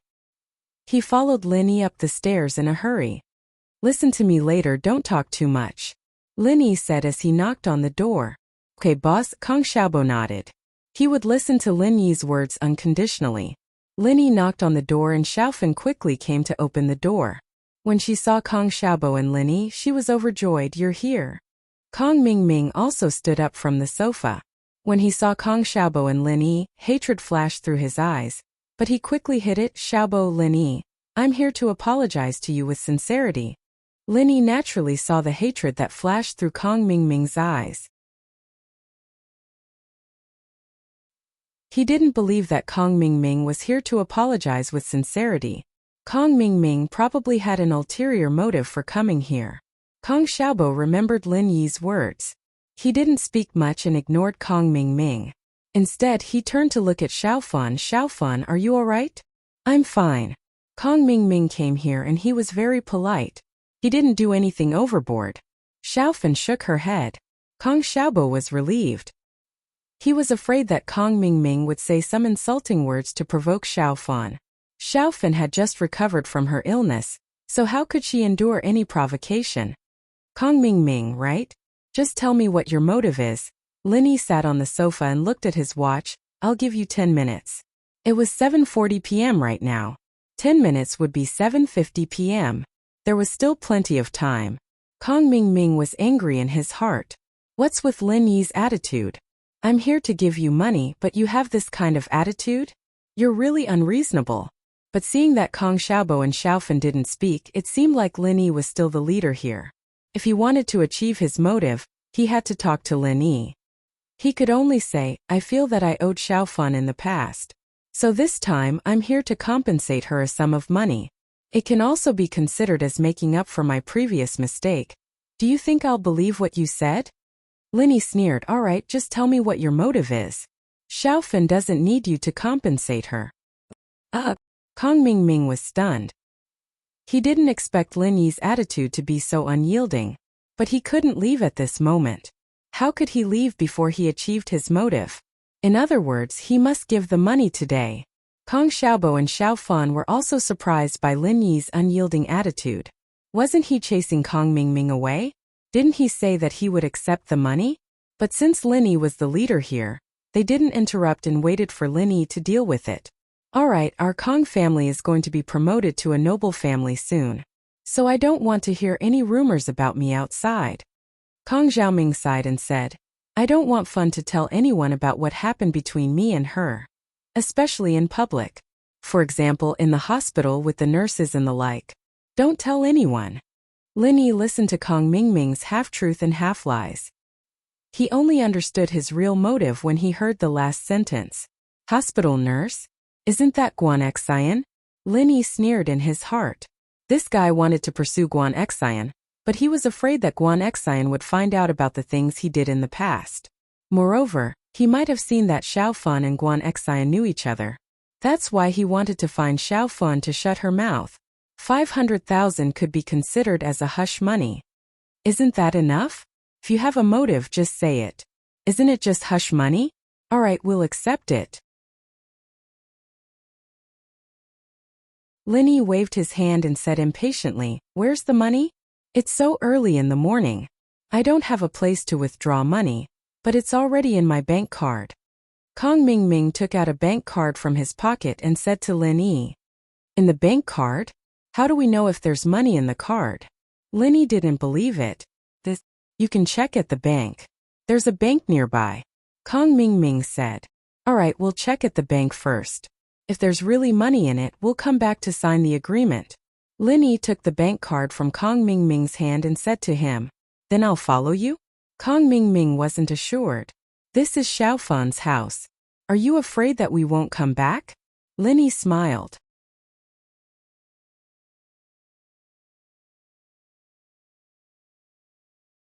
Chapter 794. There's someone else in the building. "No problem," Lin Yi said. "Since I promised you, I won't go back on my word. Your agreement is not binding, so since you can take out the money, you can only trust us." Kong Mingming thought that what Lin Yi said made sense. The agreement was just a formality. It really couldn't bind anything. Even if Xiaofan didn't say it, Lin Yi and Kong Xiaobo could still say it. You can't make everyone sign a confidentiality agreement, right? Thinking of this, Kong Mingming was relieved. "Then I believe you. Come back quickly. Is there a TV here? Let me watch for a while." "Yes, but the sunlight is too bright." "Xiaofan, close the curtains and turn on the TV for Kong Mingming," Lin Yi said to Xiaofan. Although Xiaofan was curious as to why Lin Yi would treat Kong Mingming so well, she still did as she was told. The TV in Xiaofan's house was the most old-fashioned spherical 21-inch TV. It had long been obsolete, but it could still be put up with. Kong Mingming was happy and didn't mind. He sat on the sofa and watched the children's channel with great interest. Lin Yi brought Kong Xiaobo and Xiaofan downstairs. It was exactly 7:55 p.m., and the workers on the bulldozer and trenching machine were ready to come over to demolish the house. Kong Xiaobo finally understood what Lin Yi meant. He wanted to keep Kong Mingming in Xiaofan's house and wait for the bulldozer to demolish it. What the heck, isn't this too ruthless? Could it smash Kong Mingming to death? Kong Xiaobo looked pitifully at the 3-story building behind him and followed Lin Yi and Xiaofan to where Lin Yi parked his car. Before the three of them reached the car, they heard the sound of a bulldozer and trenching machine. Then, accompanied by a loud rumbling sound, half of the 3-story red brick building was pushed down in an instant. "Ah!" Xiaofan covered her mouth in shock as she watched in disbelief as her house was demolished in an instant. Find a bank and withdraw the money. Lin Yi wasn't in the mood to care about Kong Xiaoming's life or death. It was better if this kind of person died. He didn't kill him anyways. Let House Kong go find Zhao Qibing. But Kong Xiaoming. Xiaofan had never harmed anyone before. Seeing Kong Xiaoming get smashed in front of her, she couldn't accept it. "And my house? I have to tell my parents. You already have 500,000, why care about your house?" Kong Xiaobo was open-minded. It's better to smash someone like Kong Mingming to death. Who asked him to hurt you so deeply? Xiaofan sighed. Since Kong Xiaobo said so, she could only nod. If she said too much, it would make Kong Xiaobo think that she still had feelings for Kong Mingming. Lin Yi drove Xiaofan and Kong Xiaobo to a bank and withdrew the money smoothly. It was an anonymous savings card. He didn't know what Kong Mingming was thinking. Why did he hand over the money so easily? He used Xiaofan's name to open an account, and the 500,000 fell into Xiaofan's pocket. Lin Yi, on the other hand, drove back to the slums. At this time in the slums, the residents of the 3-story red brick building were in an uproar. They didn't expect that Sihua would dare to demolish their house after what happened to Tang Yin's house. And this time it wasn't a 1-story house, but a 3-story red brick building. Standing beside Sihua, Gubong, and Fabai was a group of bulky men dressed in black with sunglasses on. The residents of the 3-story red brick building were displeased, but they didn't dare make a move.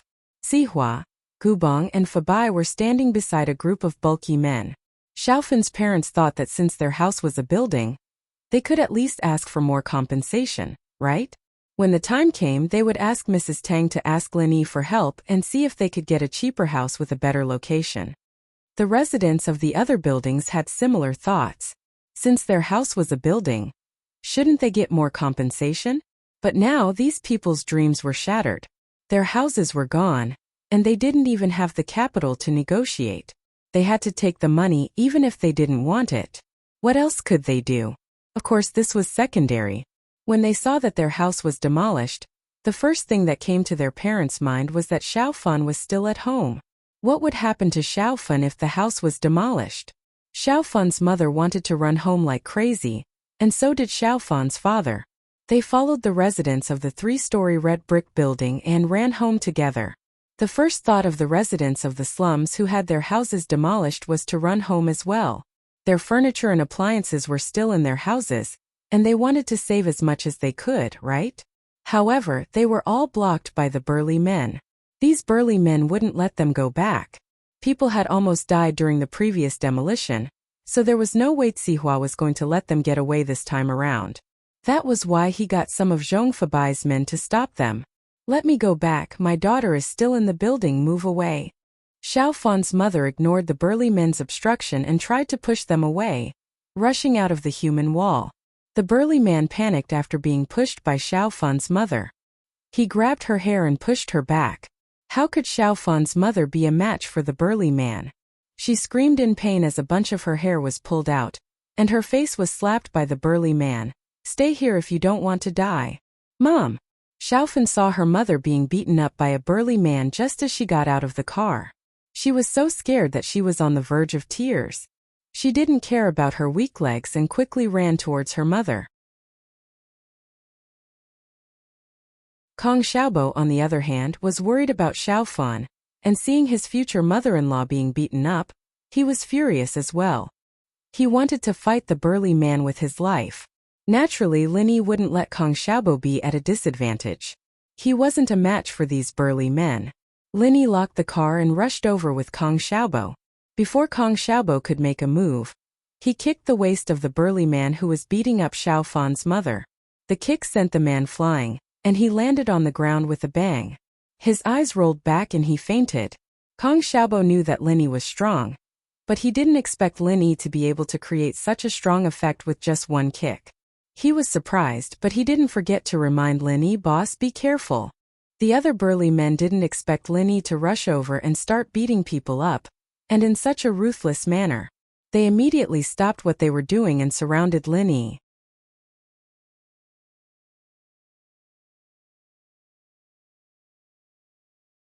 Chapter 795. Lin Yi came again. Why the hell was he so unlucky?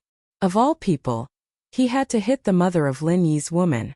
How could Lin Yi not be angry? And the agreement he made with Lin Yi yesterday was automatically nullified with the explosion of the bomb. His relationship with Lin Yi had once again fallen to a freezing point. It was reasonable for Lin Yi to come here and cause trouble. However, Zhong Fabai's men actually wanted to surround Lin Yi, and Sihua was immediately afraid. "Damn it, you guys don't know what's good for you." Lin Yi was a master that even a mystic class master had to rest in bed. "You idiots still want to cause trouble for Lin Yi? Aren't you looking for death?" Besides, if these people were beaten down by Lin Yi, then the slums wouldn't need to be demolished.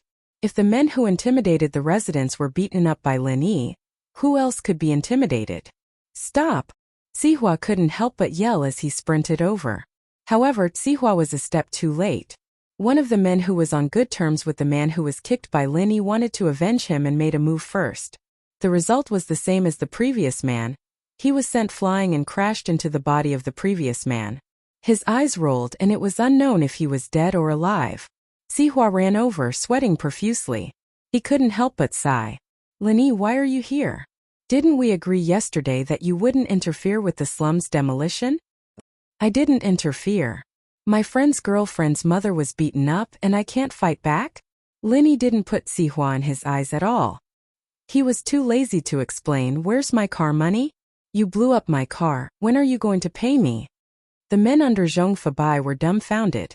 On one hand, they were afraid of Lin Yi's skills. Before they could see what was going on, two of them were already down. On the other hand, it was strange that Lin Yi dared to speak to Sihua with such an attitude. Wasn't he afraid of the power behind Sihua? "Naturally, I won't forget your money." Sihua sighed inwardly at his bad luck. She just had to hit the mother of Lin Yi's little brother's girlfriend. Although their relationship was complicated, it was understandable for Lin Yi to intervene. "I will pay for the medical fees." "Oh, what about the demolition fees?" Lin Yi continued to ask. "I will pay the demolition fees according to the rules," Sihua said through gritted teeth. This was one of the conditions he'd promised Lin Yi, and now that Lin Yi wouldn't interfere, this was the only compensation he could offer. If Lin Yi were to interfere again, he'd have to call it quits. In the face of a tyrant like Lin Yi, Sihua really had no temper at all. He couldn't kill him in the open, so he played dirty and blew up his building. He couldn't afford to offend this person for now, but couldn't he just hide from him? Oh, alright, I'm here to supervise you. Lin Yi nodded. It was just a small matter for him, but for the residents of the slums it was a huge benefit. According to the standard compensation, although they couldn't use the compensation money to buy a new house, at least they could afford a loan to buy a house. It was also a psychological comfort for them. Xiaofan's parents were relieved when they saw that Xiaofan was fine.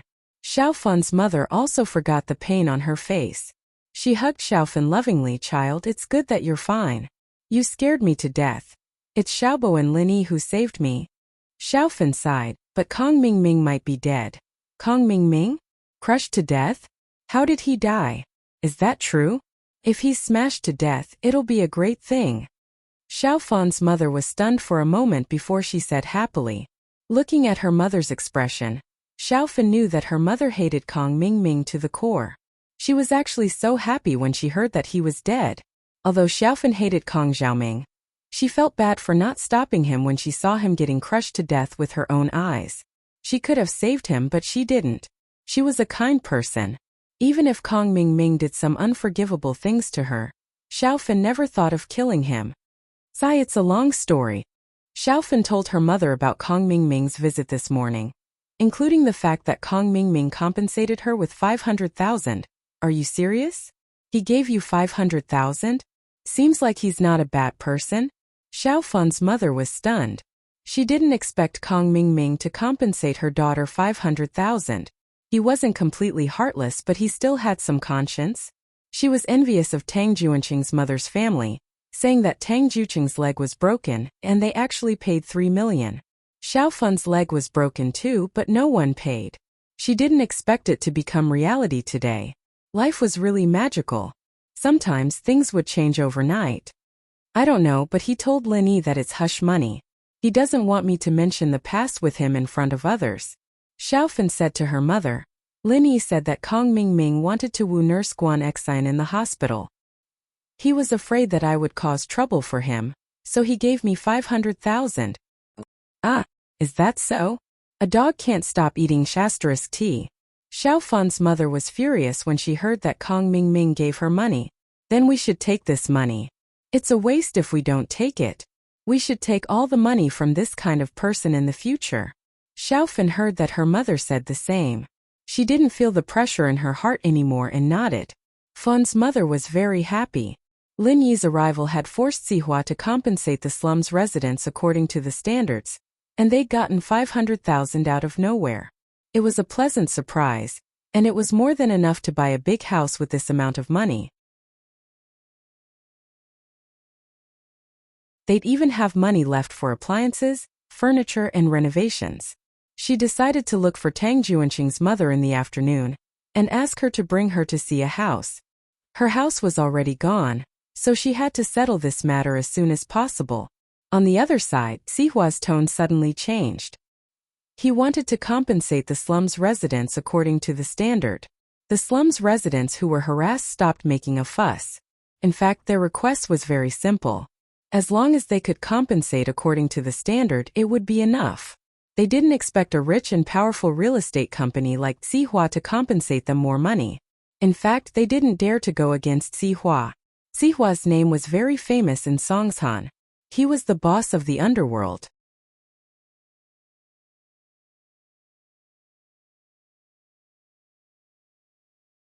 Chapter 796. A tragedy for Kong Mingming. Just as he was thinking about it, Kong Mingming suddenly felt that the ground was trembling. Was it an earthquake? In the next moment, an even stronger tremor came. Kong Mingming felt as if the house was hit by a meteor. He staggered from the tremor. Kong Mingming ran to the window subconsciously. He was shocked to see a few trenching machines and forklifts pushing the house he was in. Hey! There's someone in the house. Kong Mingming panicked and shouted at the window. However, the noise from the trenching machines and bulldozers was so loud that no one could hear Kong Mingming's voice. It was drowned out by the noise. Don't demolish it. There's someone in the house. Hey, hey, hey. Kong Ming Ming almost peed in his pants. There's someone in here. No one bothered. In fact, no one could hear Kong Ming Ming's voice. Fuck your second uncle. I'm still in the house. Kong Ming Ming panicked and shouted at the top of his lungs. However, no one could hear his voice. Kong Ming Ming was out of ideas. He could only think of a way himself. If he jumped from the third floor, he would probably die. Even if he didn't die, he would be crippled. Kong Ming Ming wouldn't do such a stupid thing. However, it was too late for him to go down the stairs. The bulldozers downstairs had already destroyed all the doors. Kong Ming Ming thought for a long time and couldn't think of any good ideas. He didn't expect himself to be so unlucky. Why was he forced to demolish his house when he was waiting for Xiao Fun to come back? He lived in a wealthy family and had never experienced something like this. He never thought that such misfortune would happen to him. Kong Ming Ming was out of ideas. He was afraid of being crushed to death. He could only crawl under the bed. He heard that it was safe under the bed during an earthquake. In an instant, the 3-story red brick building became a pile of rubble. Zhu Xiaozhang and Wang Shebing waited for a while. Kong Ming Ming didn't come back. They became anxious and dialed Kong Ming Ming's number. The phone rang more than 10 times, but no one picked up. Even after the phone automatically hung up, no one picked up. Wang Shebing was anxious. He dialed again and waited for a while. Finally, someone picked up. Kong Ming Ming was buried in a pile of rubble. Fortunately, Xiao Fun's house was on the top floor. If it was on the first or second floor, no matter how sturdy the bed was, it wouldn't have been able to withstand the pressure. Before, the house had completely collapsed. Kong Ming Ming only felt that his head hit something and fainted. When he woke up again, he was woken up by the ringing of his phone. Kong Ming Ming subconsciously reached for his phone. He felt a sharp pain in his legs. It seemed like they were broken. However, Kong Ming Ming was glad that he didn't die. Hey, Wang Shebing, come and save me. Xiao Fun's house was demolished. I'm in the rubble now. I think my legs are broken. It hurts. Kong Ming Ming cried as he picked up the phone. Ah, Master Ming, wait for me. We'll go now. Wang Shebing was shocked when he heard Kong Ming Ming's words. Why was Xiao Fun's house demolished? Why was Kong Ming Ming still inside? Wang Shebing and Zhu Xiaozhang called the police and the ambulance. Then, they ran to the demolition office and found Sihua, who was negotiating with the owner of the house. Our boss was buried inside the building. Who's the person in charge here? Zhu Xiaozhang shouted arrogantly as he entered the office. Sihua thought that someone was trying to kill him. He raised his head and saw that it was Zhu Xiaozhang. He frowned. He knew this Zhu Xiaozhang. He was a follower of Dr. Kang's family, Kong Ming Ming. When the Qibing skyscraper was completed, Kong Ming Ming brought Zhu Xiaozhang and Wang Shebing to participate. Zhu Xiaozhang, what are you doing? Sihua wasn't afraid of him. Even if Dr. Kang's family was famous, House Zhao was much more powerful than House Kong. Ah, Sihua bro? Although Zhu Xiaozhang knew that Zhao Qibing was in charge of the slums, he thought that it was a small fry. He didn't expect it to be Sihua. But even if it was Sihua, he still had to say, Sihua bro, my boss, Kong Ming Ming, is in that 3-story red brick building over there. You guys just demolished the building. Sihua's head buzzed. Kong Ming Ming was still in that building? What was Kong Ming Ming doing there? Although House Zhao wasn't afraid of House Kong, they had to give an explanation for smashing Kong Ming Ming to death. This wasn't like smashing an ordinary person. House Kang's influence was huge. House Zhao even had to buy a batch of golden creation from House Kong every year. What? Kong Ming Ming is still there? Sihua asked hurriedly. Yeah, we've already called the police and the ambulance. Hurry up and tell those demolition workers to stop. My boss is still alive, but his leg is broken, Zhu Xiaozhang said. Sihua let out a sigh of relief when he heard that Kong Ming Ming wasn't dead. As long as he wasn't dead, everything would be fine. He just had to pay a sum of money for the broken leg. House Kong wouldn't say anything about it. Gubong Fengbai, you guys stay here and take care of the compensation agreement. I'll go take a look. Sihua felt that today was really a bad day. He had just settled the matter with Lin Yi, and now Kong Ming Ming of House Kong was smashed. After settling the matters here, Sihua, Wang Shebing, and Zhu Xiaozhang ran towards the 3-story red brick building. Fortunately, Sihua's order was only to demolish the red brick building, so the trenching machine and bulldozer didn't do anything else after demolishing the building. Otherwise, if they pushed the building a few more times, Kong Mingming would be dead. The police's rescue was timely. Soon, Kong Mingming was carried out of the rubble by the firemen. At this moment, Kong Ming's face was covered in blood. After a preliminary check, only his head was smashed, and his legs were broken. There were no other problems. It was a blessing in disguise. Sihua stayed behind to cooperate with the police investigation, while Wang Shubing and Zhu Xiaozhang followed the ambulance and sent Kong Mingming to the First People's Hospital. At this moment, Sihua wasn't afraid of anything. He had already reached an agreement with the residents of the building. Even if the police were to investigate, it wouldn't matter. As for Kong Mingming's incident, it was just an accident. Kong Mingming had a bitter expression on his face as he lay in the ambulance, moaning in pain. He had never suffered like this since he was young. Now that both his legs were broken, it was unimaginable pain.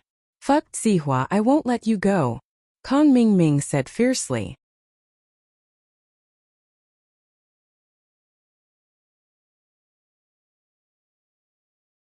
Chapter 797. Did he do it on purpose? I'll remember this. When House Kong becomes strong, I'll make them pay. Kong Mingming was just saying it. He couldn't do anything to Zhao Qibing. Master Zhao Ming, but I think this is a blessing in disguise.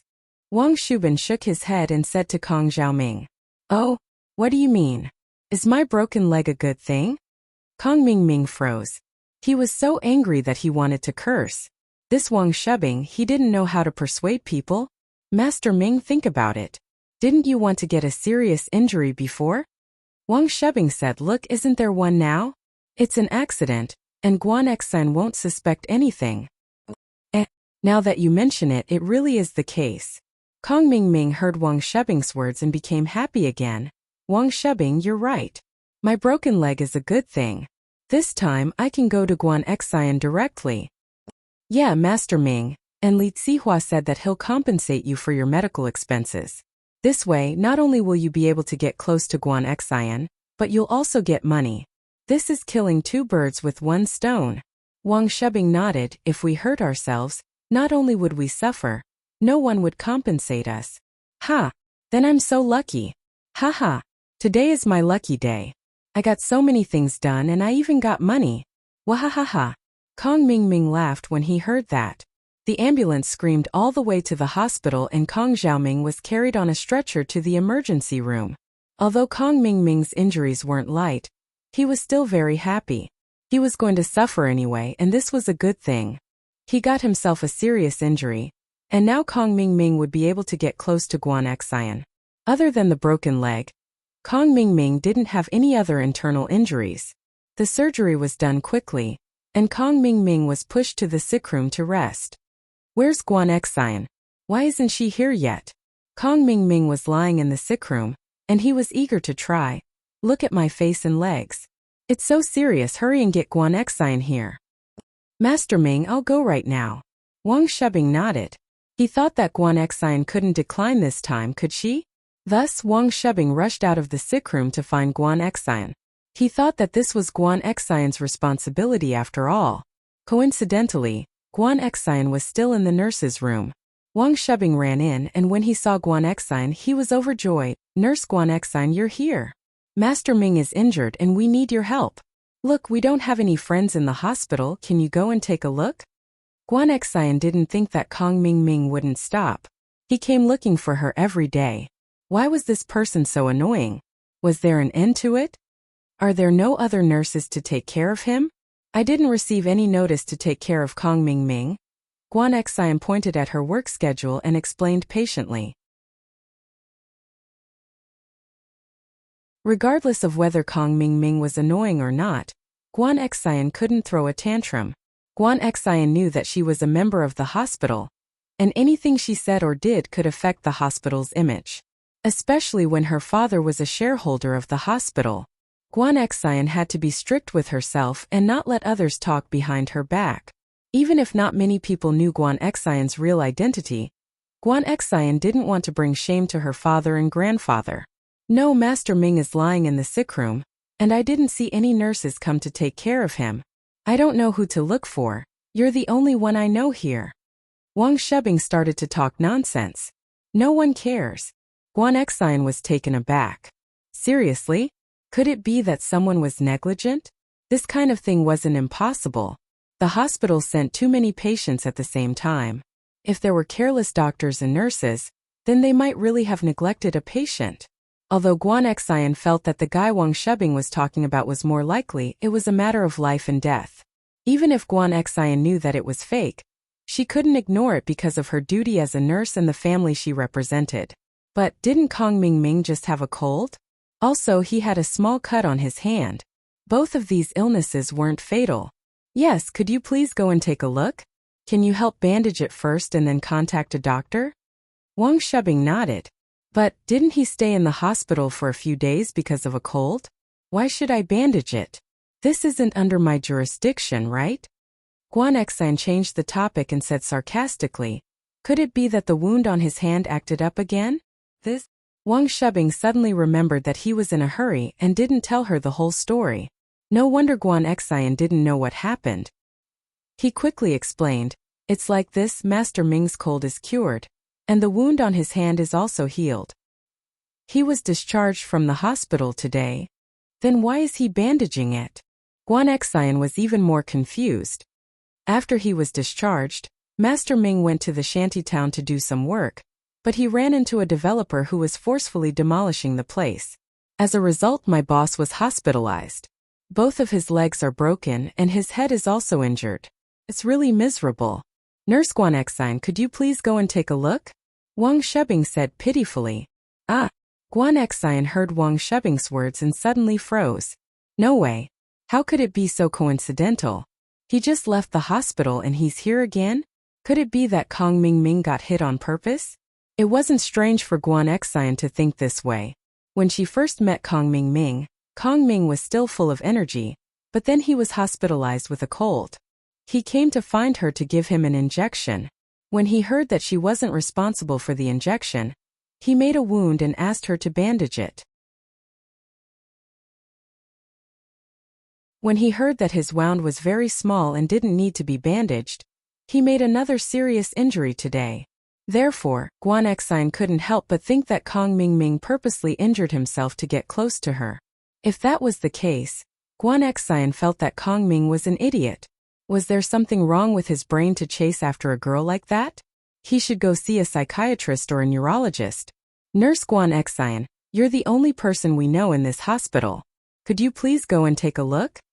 Wang Shebing saw that Guan Xian was shocked and quickly continued.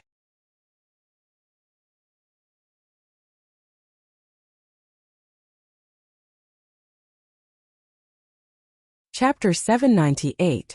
My family's fake Wang Shubin happily brought Guan Xian to Kong Xiaoming's room when he saw that Guan Xian had agreed. Kong Ming was overjoyed when he saw that Wang Shebing really brought Guan Xian.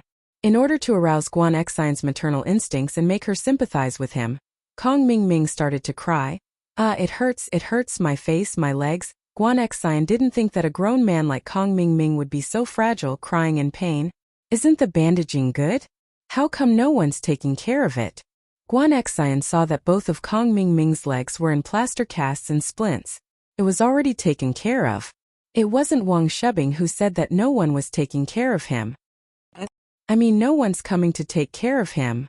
Wang Shebing laughed dryly. He wanted to trick Guan Xian into coming here first. As for what happened after she came, he would just play it by ear. His legs aren't normal injuries anymore. It's too serious. It's already considered orthopedic care. I can't do that, there's a professional orthopedic nurse to take care of it, Guan Xian said. I'll help him contact an orthopedic nurse. Ah! Kong Ming was dumbfounded. How come it's too heavy? The small cut was too light, and now it's too heavy? It's already upgraded to orthopedic care? But this wasn't something he could control. He didn't want to break his legs. Kong Ming was furious. He wanted to curse the people who did the demolition work in the slums. Why did they have to hit him so hard? Wouldn't Guan Xian be able to take care of him if they hit him a little lighter? Why did he miss out on Guan Xian again? Wasn't he too unlucky?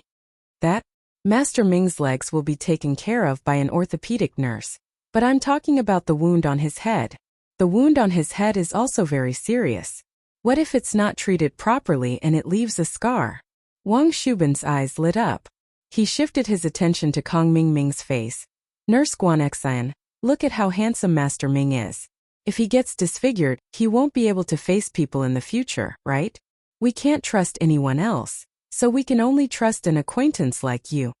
Kong Mingming was overjoyed when he heard Wang Shubin's words. This Wang Shubin was indeed a strategist. His mind was fast. Just like that, he thought of a way to keep Guan Xian. Even he didn't expect it. That's right, his leg was too serious, but his head wasn't. It was just a big hole. Wasn't that Guan Xian's area of responsibility? So he quickly echoed, yes, it's still our own people who are sure of it. If it's an outsider, I won't be so careful. I don't want to be disfigured. Oh, I can't do it without leaving a wound. Guan Xian pouted. I'm not Dr. Kong. I don't have Dr. Kang's golden creation. My family's miracle Dr. Kang's golden creation medicine is fake. It's not effective. If you're afraid of leaving a scar, you should apply some Dr. Kang's golden creation medicine. It's very effective, and you have plenty of it at home. Huh. Kong Mingming suddenly remembered that his family's Dr. Kang's golden creation medicine was the bane of external injuries. Moreover, Guan Xian's words were filled with sarcasm. Kong Mingming knew that it was a counterattack to what he said in the bookstore that day. Kong Ming immediately regretted it. He didn't know what medicine he took that day in the bookstore. He actually forgot about the relationship between Guan Xian and Miracle Dr. Guan. Not only did he leave a bad impression on Guan Xian, but he also couldn't change his words.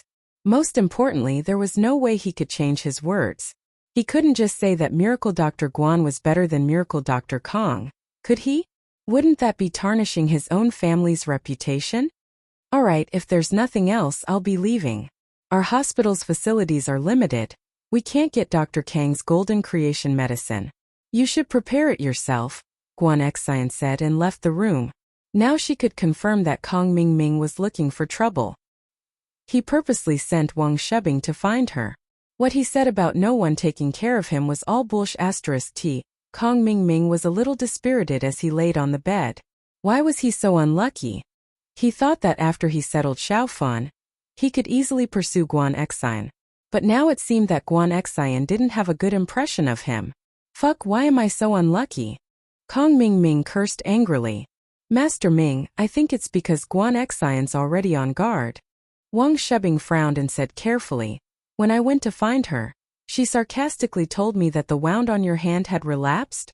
Obviously, she didn't believe in such a coincidence. You get sick every day and this time is a little too close. That's true. Kong Mingming nodded. If he thought about it carefully, this illness happened a little too often. It was hard to guarantee that no one would suspect him. As long as it was a normal person, they would find it unbelievable. But Kong Mingming couldn't say it out loud. The previous 2 times were caused by himself, but this time it was an accident. But the lesson from The Boy Who Cried Wolf was still very deep. Guan Xian didn't believe it anymore. No matter how sick Kong Mingming was, it was all an act in Guan Xian's eyes. He couldn't do anything about it. Master Ming, if you can't do it, how about we change tactics? Wang Shubing hesitated. Change tactics? Change what tactics? Kong Mingming was a little angry. Then wouldn't I be injured for nothing? Why don't you try this pain instead? We still need to think about what to change tactics, but the situation right now is that you're injured, and Guan Xian doesn't believe you. Wang Shubing smiled bitterly. Kong Mingming suddenly lost his breath. Yeah, so what if he was suffering for nothing? Guan Xian didn't believe it anymore. She was already suspicious. If they continued, it would be the opposite of what they wanted. It looked like they really had to change tactics. But what tactics should they change? Kong Mingming felt that all the methods he used to pick up girls were useless. Before, all he had to do was send flowers, sweet talk, act cool, and bring the girl to the store to spend some money. Then it would be a piece of cake. But Guan Xian didn't fall for it. Sending flowers didn't have any effect. Sweet talk didn't seem to interest Guan Xian. Acting cool didn't even need to be said. Guan Xian's family wasn't bad either. She definitely wouldn't lack his money to buy things for her. Why don't you go online and see if there are any good tactics? Kong Mingming heard that there were a lot of people sharing their experiences in picking up girls, but he rarely went online, so he didn't know if there were any. That's fine. I'll go check it out later. Wang Shubing nodded. See if there are any good tactics, but I feel like you're lacking common topics with Guan Xian. You guys don't have much to talk about together.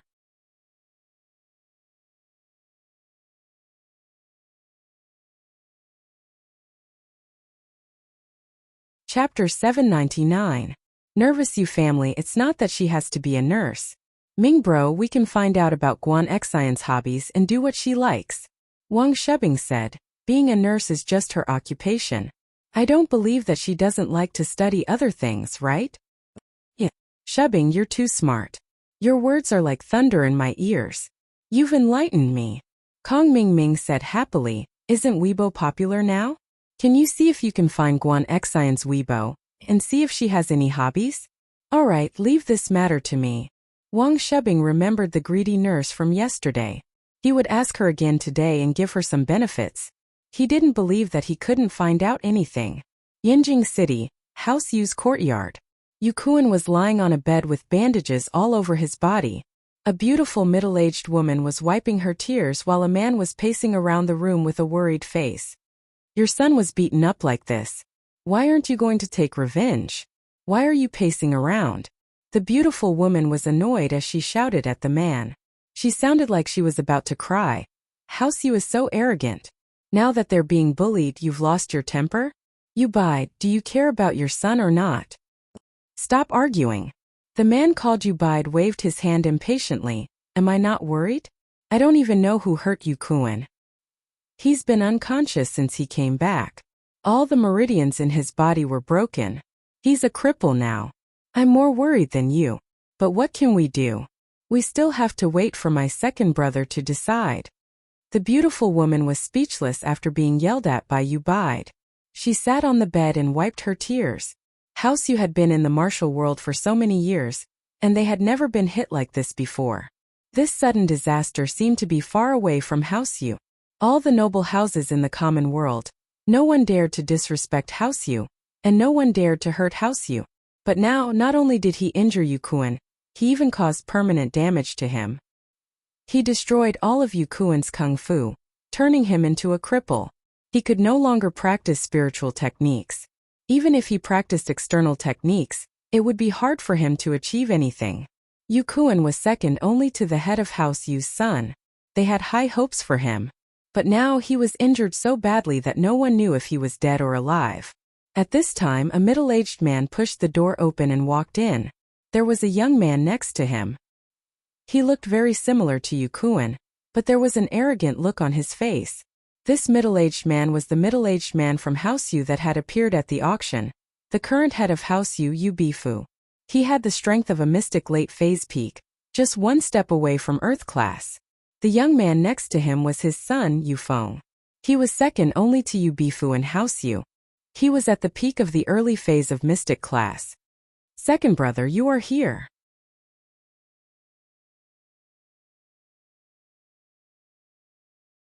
You have to help my little Kuan. The beautiful woman saw Yu Bifu walk in and quickly stood up. She cried out, little Kuan's meridians have been destroyed. He is now a cripple. He will never be able to practice again. You have to kill the person who hurt him. That's right, little Kuan. Yu Bifu was shocked when he heard that Yu Kuan was injured. 2 days ago, Yu Kuan called him and said that he was injured. Then there was no more news. Yu Bifu was shocked. He quickly sent people to Songshan to find Yu Kuan and bring him back to Yanjing. When House Yu found Yu Kuan was already unconscious. When they returned, House Yu's doctor quickly tried to save Yu Kuan, but the result wasn't good. His life was saved, but his martial arts were all gone. His meridians were all broken. He was now a cripple. When Yu Bifu heard the bad news, he rushed over with his son. We don't even know who hurt Yu Kuan. How can you talk about revenge? Yu Bifu frowned. Xiao Kuan already has the strength of a late-phase golden class. In this world there aren't many people who can harm him. And those who can harm him are all friends of our Yu clan. Who would dare to make a move? Yu Bide was curious as well. Who was it that injured Yu Kuan? Logically speaking, those old men in the common world had a good relationship with House Yu. It couldn't have been them. And the hidden families were forbidden from interfering with the affairs of the world. Bide, you don't have to be too sad. Our House Yu is rich in resources. We have martial arts treasures. As long as Yu Kuan can keep his life, there is hope. He can still make a name for himself by practicing martial arts. Yu Bifu said, when the time comes, I will use all the wealth of the family to help him practice. Thank you, second brother. That's the only way. Yu Bide sighed. This was the best outcome since things had come to this. There's something fishy about this. Yu Kuan went to investigate the whereabouts of the map, but he was injured. As far as I know, the strongest physical practitioner in Songshan, Li Fu, is only at the peak of the late phase of golden class. Physical practitioners are one level lower than spiritual practitioners. In other words, he could only fight evenly with Yu Kuan. If he didn't have a deep grudge against Yu Kuan, he wouldn't fight him head-on. Yu Bifu said, I feel that the person who beat Yu Kuan up like this is at least a spiritual practitioner at the peak of the late phase of golden class. Second brother, do you think it could be someone from the hidden Zhao family who did this? Yu Bide suddenly asked. I heard that the illegitimate son of House Zhao, Zhao Qibing, has been jumping around in Songshan recently. He's doing demolition and building houses. House Zhao probably saw that a branch of House Yu was making money in the world and couldn't wait. Besides, House Zhao has never been on good terms with House Yu. Could it be that they hurt Yu Kuan? After all, only they have such strength. That's hard to say. It's possible. But I heard that the Fire Wolf gang is also active in Songshan. Yu Bifu said, Songshan is a small place. Yet there are so many forces. It's really complicated. If we don't handle it well, we'll be caught in the middle of the storm. This doesn't benefit House Yu. Whether it's House Zhao or the Fire Wolf gang, they are not people that our House Yu can fight against.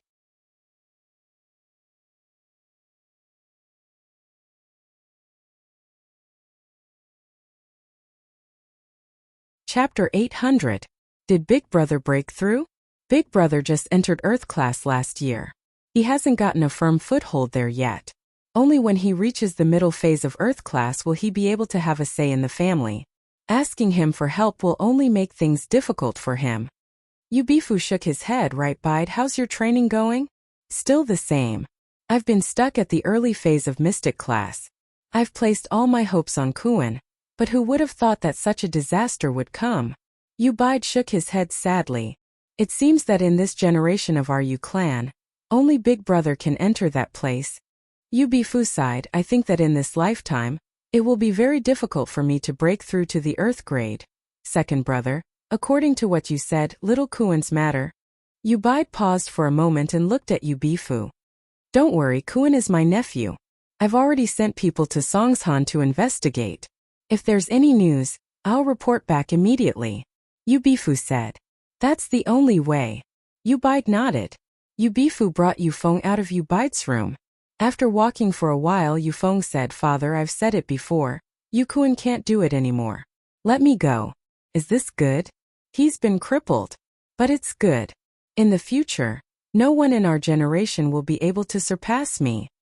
What nonsense are you talking about? He's your cousin, how can it be good?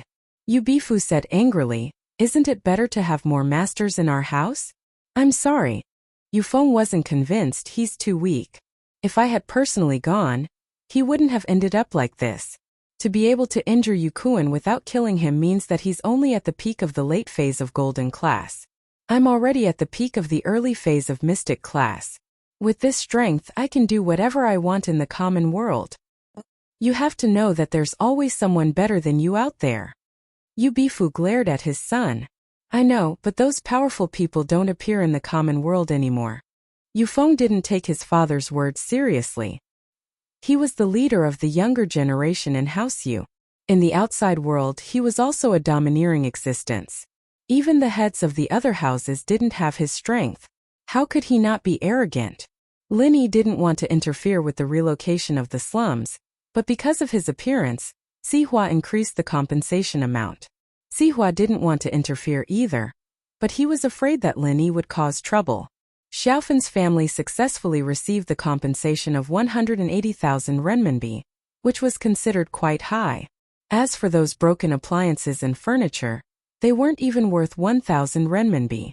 Xiaofen's mother beamed with joy when she received the money. Adding it all up, she now had a total of 680,000 yuan.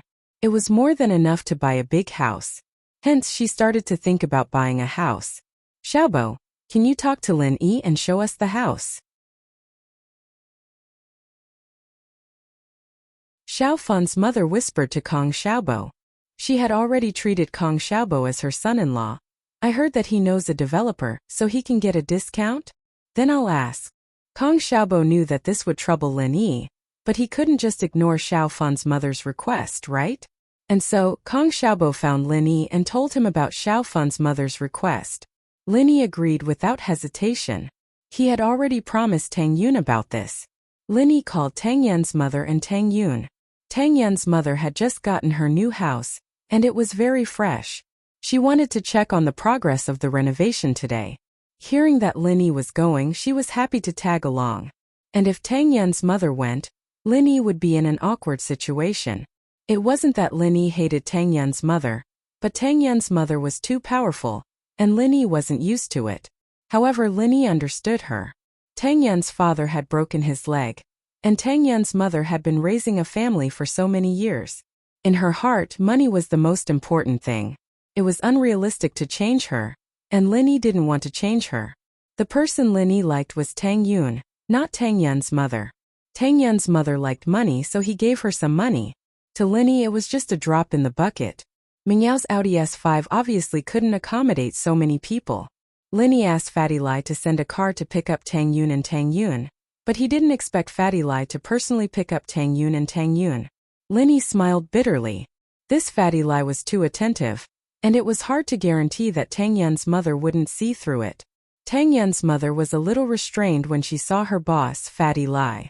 On the other hand, Kong Xiaobo and Tang Yun had seen Fatty Lai before, and they also saw him crying at Lin Yi's feet, so they didn't have any respect for him.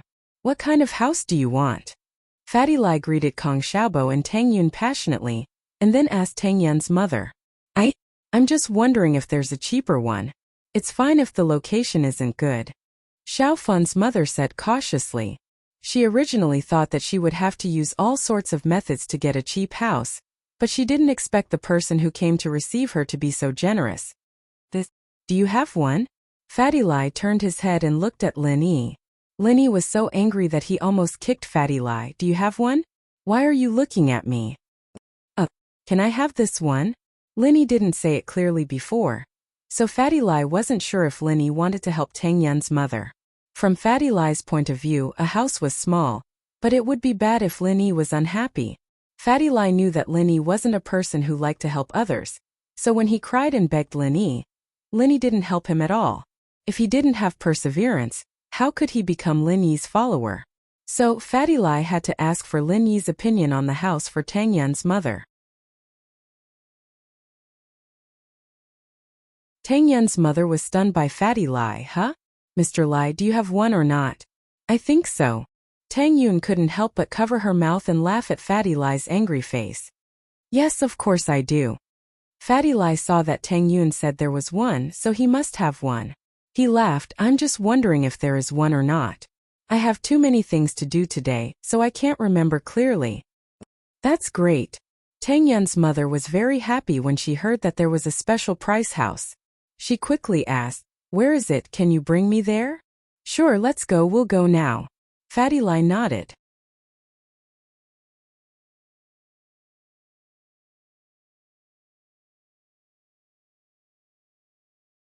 Chapter 801. Tang Yun annoyed little Lai. Do you think there's a special sale in the building I bought? Mrs. Tang asked. Auntie Wang, the building you bought. Fatty Lai thought. That building was newly opened, and other than the one I sold to your family, I haven't sold anything else yet. How could there be any special sale? But since Mrs. Tang asked, Fatty Lai replied, I think there is. Shall we go take a look later? Then let's buy that building. It's close to my house and Ian and Fun are close. They can see each other often if they are together, Mrs. Tang said.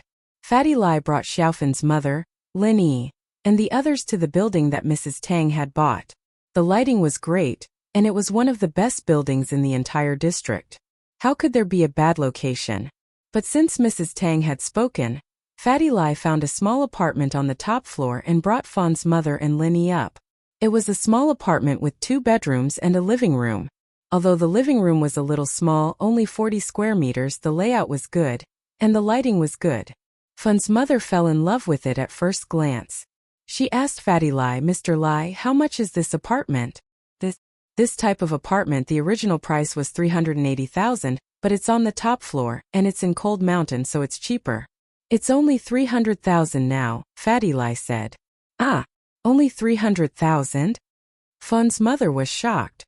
She had to pay 180,000 for her old 30 square meter house, and now this new 40 square meter house only cost 300,000? Wasn't it too cheap?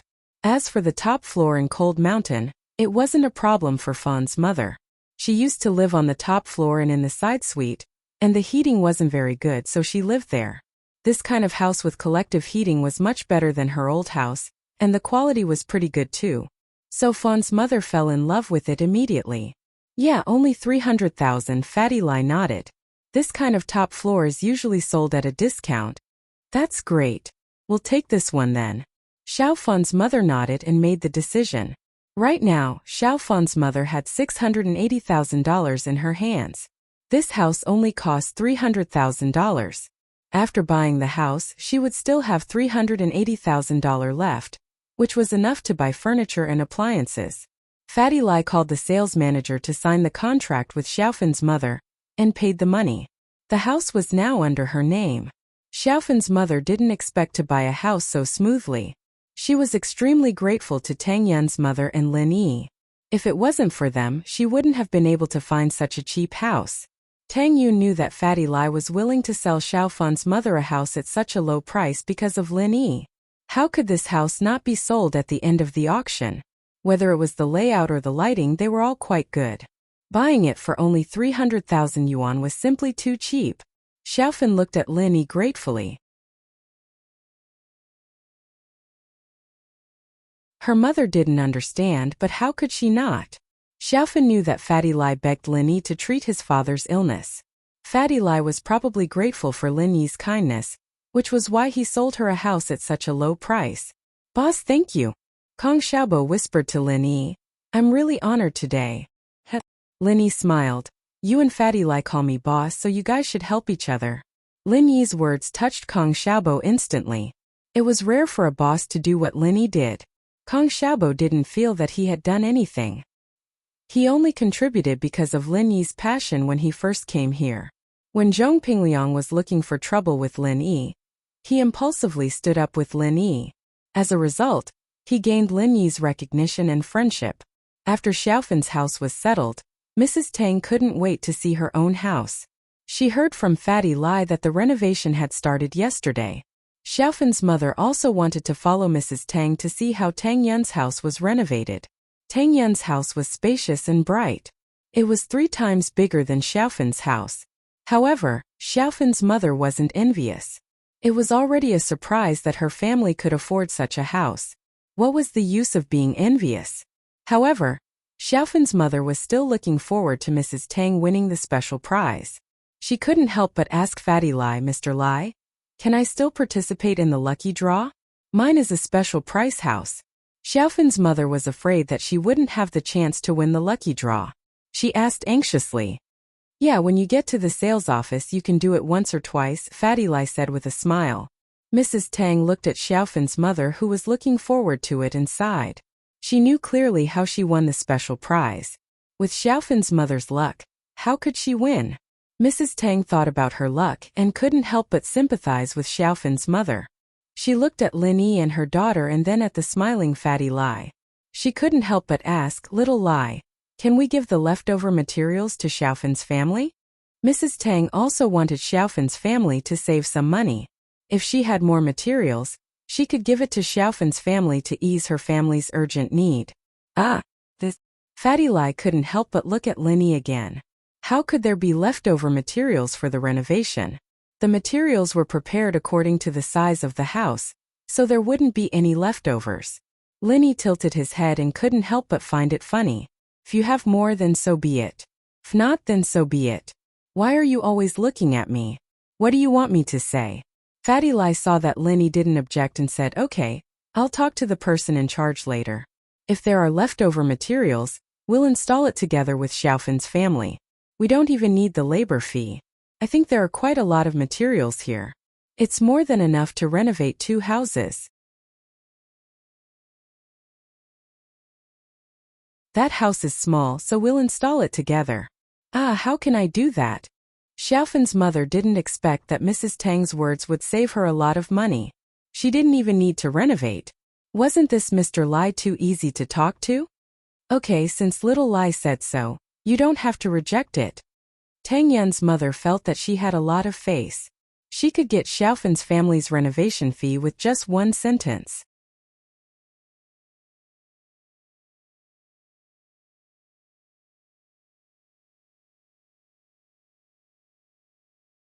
Chapter 802. Tang Yan's uneasiness. Tang Yan felt useless.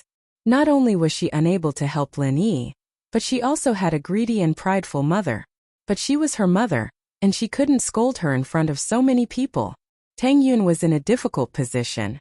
She looked at her proud mother and stomped her feet anxiously. He was already troubling Lin Yi for his own family, so why did he have to trouble Lin Yi for someone else? Tang Yun didn't know what to do. But she felt someone holding her hand. The familiar and warm grip made her feel at ease. She raised her head and saw Lin Yi smiling at her. Tang Yun jumped. When did you come here? Lin Yi was with her mother and Xiaofan's family to look at the renovations. She didn't go in, and her mind wasn't on the renovations anymore. She was thinking about what her mother did, so she didn't notice Lin Yi coming over. What are you thinking about? Lin Yi noticed that Tang Yan's expression was a little unnatural, as if she was troubled and embarrassed. Nothing. Tang Yun couldn't tell Lin Yi what she was thinking. I helped Xiaofan's family because of Kong Xiaobo. Xiaofan isn't only your friend, but also Xiaobo's girlfriend. Lin Yi could guess what Tang Yun was thinking. Buying a special price house for Xiaofan's family was already a loss for Fatty Lai. And now she wanted Fatty Lai to renovate Xiaofan's house as well. But it was nothing to Lin Yi, and Fatty Lai wouldn't care about such a small amount of money. Thank you. Tang Yun felt much better after hearing Lin Yi's words. She looked at Lin Yi with a gentle gaze. She thought about her and Lin Yi's relationship. It was rough, but it was smooth. Tang Yun had to tread on thin ice. From the misunderstanding she had towards Lin Yi to the deep feelings she had for him, Tang Yun didn't want to lose this feeling easily, so she was extra careful. Actually, you don't have to worry too much about it. Your mother has suffered a lot. Lin Yi saw through people very well. Uncle Tang broke his leg and is bedridden. Auntie Wang is supporting the family by herself. She can only bury her grievances in her heart. She can't talk to you and Uncle Tang. She has been silently supporting herself for so many years. Now that she finally has a chance to show off, a chance to be proud of herself, she naturally won't let it go. Tang Yin didn't know whether to laugh or to be angry. She glared at Lin Yi. Don't make it sound so bad. My mom's a little snobbish, but she's still a good person. I know, so didn't I cooperate with her? Lin Yi shrugged. I'll talk to her about it when I get home. I don't want to make things difficult for you. Tang Yun and Lin Yi were able to talk about it. It seemed like Lin Yi didn't really care about it. It's not that difficult. Lin Yi shook his head. But I'm afraid that your mom will meet a big boss who's richer than me. What if she sells you to him? How would that happen? Tang Yun shook her head. Unless she kills me. Ha! Lin Yi held Tang Yun's hand tightly. Let's go. This is your home. You should at least give some suggestions, right? Quay? Tang Yun's heart knot was untied. Her mood improved. She followed Lin Yi around the new house. This house was really big. Tang Yun never thought that one day her family would be able to afford such a big house. She didn't want to leave after walking in. At night, Tang Yun decided to have a good talk with her mother in the hospital. Mom, how could you let Fatty lie? He'll lie renovate Xiaofan's house today? Tang Yun pouted. Don't you know that renovation materials are very expensive? How could he buy extra? Besides, even if he bought extra, he would decorate it for other people who won the special prize. How could he have extra? Look at you. Xiaofan's family is in such a difficult situation. Xiaofan is your good friend. You should help if you can. Mrs. Tang said disapprovingly. But you're troubling him. Wouldn't Lin owe him a favor? Tang Yun was pissed off by her mother's words. Good friends were good friends. She would help him as much as she could. But if it was beyond her ability, she would be putting on a strong front. Oh, what favor? Mrs. Tang glared at her daughter. Don't think that I can't tell. That Xiaofan is one of Lin Yi's lackeys. Tang Yun didn't expect her mother to see through this. She was surprised. Am I right? Mrs. Tang couldn't help but feel proud. Look, no matter what I ask him, he would look at Lin Yi as if asking for instructions. He's so respectful. He even treats you the same way. Do you think I don't know? What did you call him just now? Fatty lie, right? You're even lying to your own mother now? You're very familiar with him, right? You're putting on a show for me, aren't you? Mom. Tang Yun's face reddened. She wasn't good at lying. She felt ashamed when her mother saw through her. Look at that Xiaofan's attitude. He even called me auntie. He's the CEO of a company. How could he be so respectful to a housewife like me? We're asking him to do something, not the other way around. Do you think I'm blind and can't see it? Also, that special prize I won, special prize my ass. It was an electric kettle. But he said I won the special prize. Mrs. Tang continued. Do you think I don't know? Xiaofan is trying to get on Lin Yi's good side. You child, you don't know how to use this relationship. Why don't you just ask him to give us a house for free? Tang Yun was infuriated by her mother's words.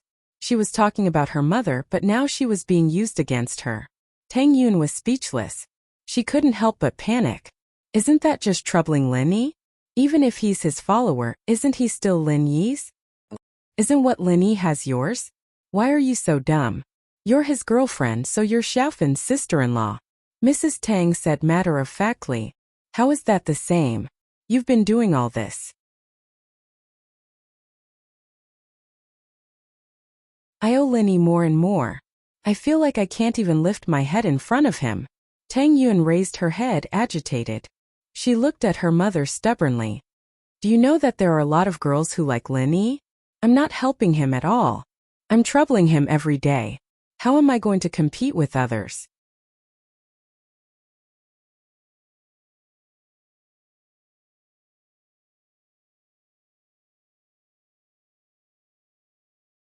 Chapter 803. Chapter 803 Orphanage. I don't want to talk to you anymore. Tang Yun cried from anger. She didn't understand her mother's reasoning. Although Lin Yi was right, her mother had suffered too much in the past, and now that there was a chance, her pride would be inflated, but Tang Yun still couldn't accept it. Although Lin Yi didn't say anything, Tang Yun felt that it was too much with her personality. Mrs. Tang shook her head and looked at her daughter. Right, you haven't told me yet. What's the relationship between Lin Yi and the two girls yesterday?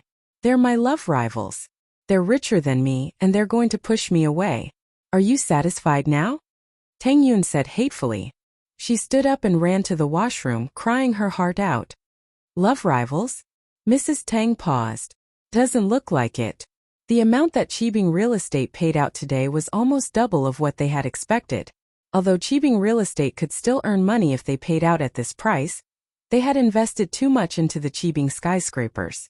The profits from the development of the slums weren't enough to cover the losses from the two skyscrapers.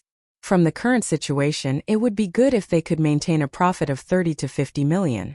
It was impossible for them to make more than that. They had budgeted for a skyscraper, but with the addition of Lin Yi, this dream was shattered. Zhao Qibing was sitting in the RV. He was furious when he heard the news. Both his legs were broken, so he didn't appear at the demolition site. Instead, he sat in the RV on the roadside and watched everything from a distance. I haven't even started my business yet, And I've already lost 200 million. If I can't even get a project back, how will House Zhao look at me? Zhao Qibing glared at Sihua. He had entered a half-crazed state. His ambition of building a business was completely shattered. It was good enough as long as he didn't lose money. Master Bing Linyi is an unstable factor. We didn't think of him before. Who knew that someone like him would appear in Songshan? Sihua sighed as well. The days he'd had in Songshan were no more. He was nothing but a fart in front of Linyi. And Linyi didn't even put him in his eyes. Linyi, just you wait, I won't let you go. Qibing clenched his fists tightly. Master Bing, can you talk to the boss and ask him to send out a master to kill Linyi? Sihua suggested after some hesitation. Linyi's appearance made Sihua feel like he had to act cautiously. It was a very uncomfortable feeling. Alas, Zhao Qibing vaguely knew about the rules between the hidden houses. Earth-class masters weren't allowed to appear in the world at will. And if a hidden house broke this rule, they would become the enemy of the other hidden houses. Zhao Qibing didn't know if this rule was real or fake, but no hidden house had broken this rule yet. It was a fact that no Earth-class masters had appeared in the world. But my father is quite dissatisfied with me now. The most important thing now is to build up the company. If there are results, then everything will be fine. Zhao Qibing was too embarrassed to ask his father for help. He hadn't done anything yet, so how could he ask his father to send a master to help him? With Linyi interfering with the slums, we can't make too much profit. We can't skimp on materials when we're building, can we? This is related to our reputation. If someone exposed us, we won't be able to sell our house. Sihua knew that if he wanted to make a long-term business, he couldn't make a fuss about the quality of the building. Have you contacted the orphanage? I think it's a good piece of land. It's big, and the location is better than the slums. It's good to demolish it and build a high-class villa area. Zhao Qibing asked. Not yet. Didn't they just decide on this 2 days ago? I'm going to contact them later. Sihua replied. It's just a private orphanage. Let's just say some harsh words. I don't believe they'll dare to resist. Zhao Qibing said, how about this, we'll go and negotiate with them later. Okay, let Zhong Fabai's men follow as well. We'll intimidate them a little. Sihua nodded. The matter was settled. A little later, Zhao Qibing, Li Sihua and Zhong Fabai brought a group of men in black. Other than the 2 who were crippled by Linyi who were sent to the hospital, the group arrived at the private orphanage in the slums. A Mercedes-Benz RV, a Mercedes-Benz sedan, and 2 Jinbei vans suddenly appeared in the courtyard of the orphanage. This kind of lineup had never been seen before, and it scared the children playing in the yard. Sihua pushed Zhao Qibing out of the RV, and Fabai and the other men in black stood beside Sihua and Zhao Qibing, looking like bodyguards. Call the person in charge here. Zhong Fabai yelled at the children fiercely. Who are you? What do you do? Xiao Qin heard the noise in the yard and ran out of the red brick house of the orphanage. He was also shocked when he saw the scene. Do you have anyone who can talk to you? Fabai didn't put Qin in his eyes. He wouldn't talk to a child. The dean was talking to Xiaoke in her room when she heard the commotion in the yard. She quickly came out with Xiaoke to the yard, only to see Sihua, Zhao Qibing, and the others as well as a group of men in black. She was shocked. I'm the dean of this place. What brings you here? The dean said as he looked at Sihua coldly. The man looked familiar. With that, the dean turned to Qin. Qin, take the children back first. There's nothing for you to do here. Yes, dean. Qin didn't dare disobey. He quickly left with the other children. He knew that this wasn't something kids could interfere with. Let me introduce myself. I'm Sihua, and this is Master Zhao Qibing, the chairman of Qibing Real Estate.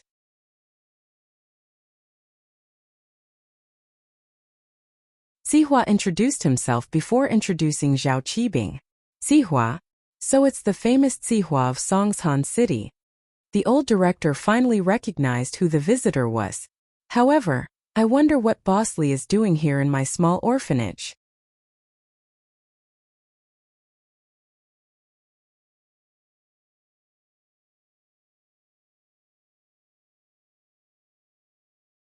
Chapter 804. Overbearing Master Bing. Oh, so it's a developer who wants to buy our land. The dean nodded, understanding Xihua's intentions. Our condition is simple. We don't want money, just build a well-equipped orphanage somewhere else, and we'll give it to you. Xiaoke stated her condition straightforwardly. This was what she had agreed on with the dean before. You're right. You're the orphanage you're looking for. There had been developers who'd come to the orphanage to discuss the relocation, but Xiaoke's reconstruction plan was too complicated, and there wasn't much profit to be made. Qibing noticed Xiaoke as well. His perverted eyes scanned Xiaoke's body back and forth. So pretty. This girl looked pretty good. Was she from the orphanage as well? Qibing's heart itched. He hadn't touched a woman for a long time after his leg was broken, and he couldn't help but salivate at the sight of a beauty like Xiaoke. Sure, but I think you're pretty good. Come be my secretary and I'll agree to whatever you want, Qibing said as he looked at Xiaoke lustfully. He was only making a casual promise, and once he got his hands on Xiaoke, he wouldn't care about the conditions anymore. I'm sorry, but I can't leave the orphanage. You should find someone else. Xiaoke looked at Qibing with disgust as she rejected his suggestion. Don't refuse a toast only to drink a forfeit. Fabai didn't think that the people from the orphanage would be so stubborn. I'll talk to you nicely now, but since you don't want to talk nicely, we'll see. What, you're threatening my old woman? The dean smiled coldly as she looked at Xihua. Xihua, you're a famous figure in the underworld of Songshan, but I'm not afraid of you. You're not the only boss who's been eyeing my orphanage these years. Do you know why they gave up? Xihua paused as he looked at the dean, puzzled. Was there more to this than met the eye? Could there be some other power behind this orphanage? Zhou Tiandi has a man called Uncle Yin, a golden class master. The dean said faintly. Zhou Tiandi had thoughts about the orphanage as well, but he gave up after weighing the pros and cons. You know about golden class? Xihua looked at the dean in disbelief. Golden class strength wasn't much of a secret to someone like Xihua, after all. He had 2 golden class masters under him, but they were killed by that madman Lin Yi. I'm not talented, but I'm also golden class. The dean's aura exploded in an instant, and Xihua, Fabai and Zhao Qibing all felt a suffocating pressure coming from him. Although they weren't cultivators and couldn't accurately distinguish the level and strength of their opponents, Amos' aura was indeed similar to that of a cultivator. Xihua didn't doubt the dean's words this time. He didn't expect a golden class master to be hiding in a small orphanage like this. No wonder the orphanage hadn't been demolished after all these years. It turned out that they had some scruples.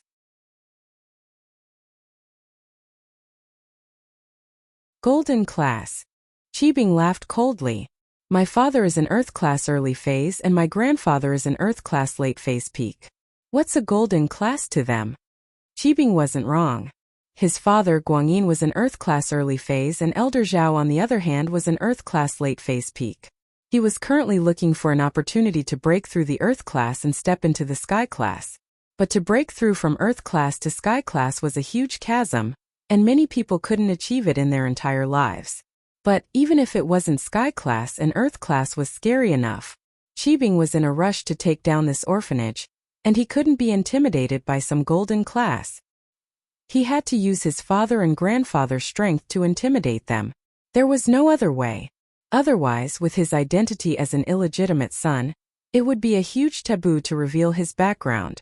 If House Zhao found out, they'd definitely have a problem with him. If Uncle Zhu wasn't injured, and Zhang Long and Li Yao weren't dead, Qibing wouldn't reveal his background like this. But now that all his masters were gone, and he didn't even bring Yao Wang with him, he couldn't just leave like that, could he? The dean thought that her strength would be enough to intimidate them, but she didn't expect that the young man with the broken leg beside Xihua would say that his father was an earth class early phase, and his grandfather was an earth class late phase peak. This shocked the dean. She didn't think much of Qibing before, and only paid attention to Xihua. But now it seemed that if this young man wasn't bragging, then it must be true.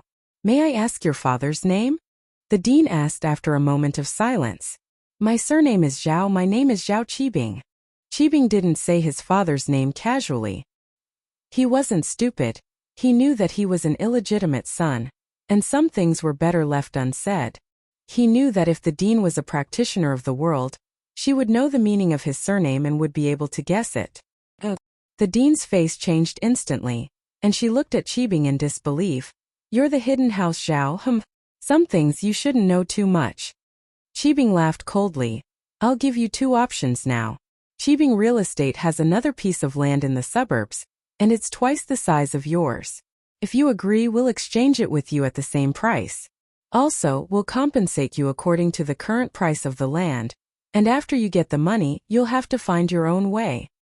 The dean was speechless from Qibing's overbearing words, but she didn't dare to act recklessly. Naturally, she was a practitioner of the world, and naturally, she knew the strength of the hidden house Zhao. It was a power that even the 4 big and 5 small noble houses didn't dare to mess with.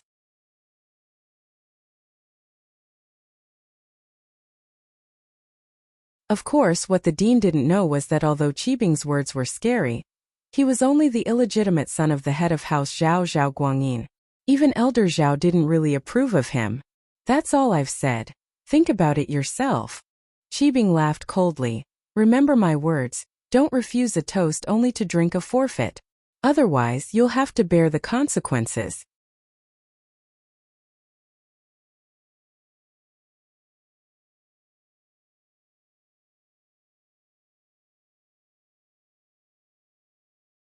Chapter 805.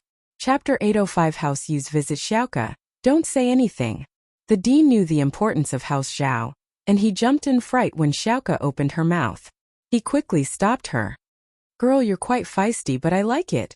Qibing looked at Xiaoke once more, the threatening look turning into a perverted one.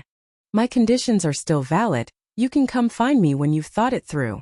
Who the hell would come find you? Xiaoke glared at Qibing, not understanding why the dean was so afraid of this wheelchair-bound cripple.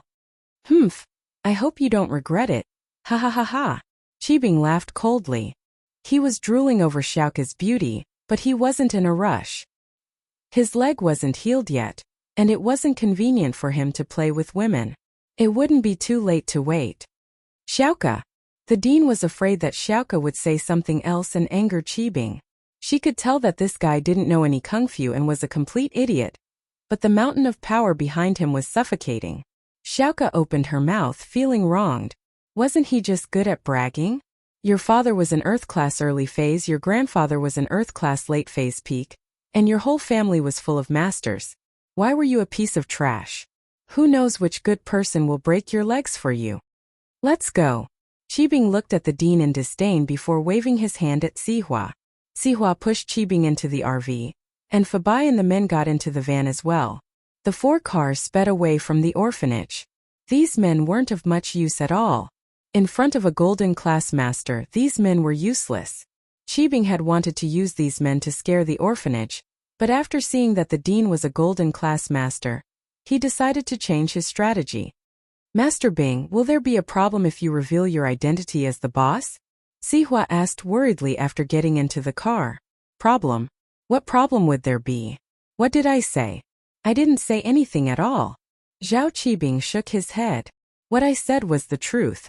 My surname is Zhao, my father is an Earth class early phase master, and my grandfather is an Earth class late phase peak master.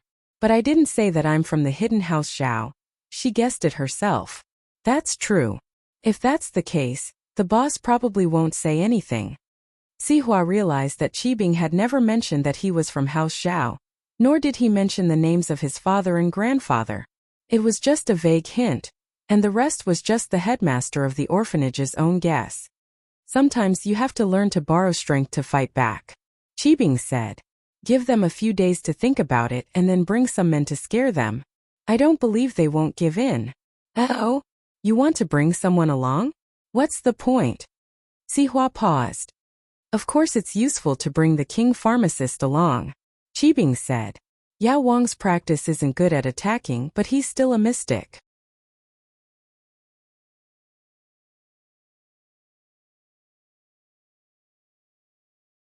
I don't believe that he can't scare that old woman. It was only then that Sihua remembered that there was a mystic class master in the house. No wonder Master Bing was so arrogant. He didn't even need to ask for help from his boss. He could easily take care of the orphanage. He nodded. I understand. The 4 cars drove back to the floating cloud bar. It was only 4 in the afternoon, and the bar wasn't officially open yet. But there was a black Buick MPV with Yanjing license plate parked in front of the bar. Sihua frowned.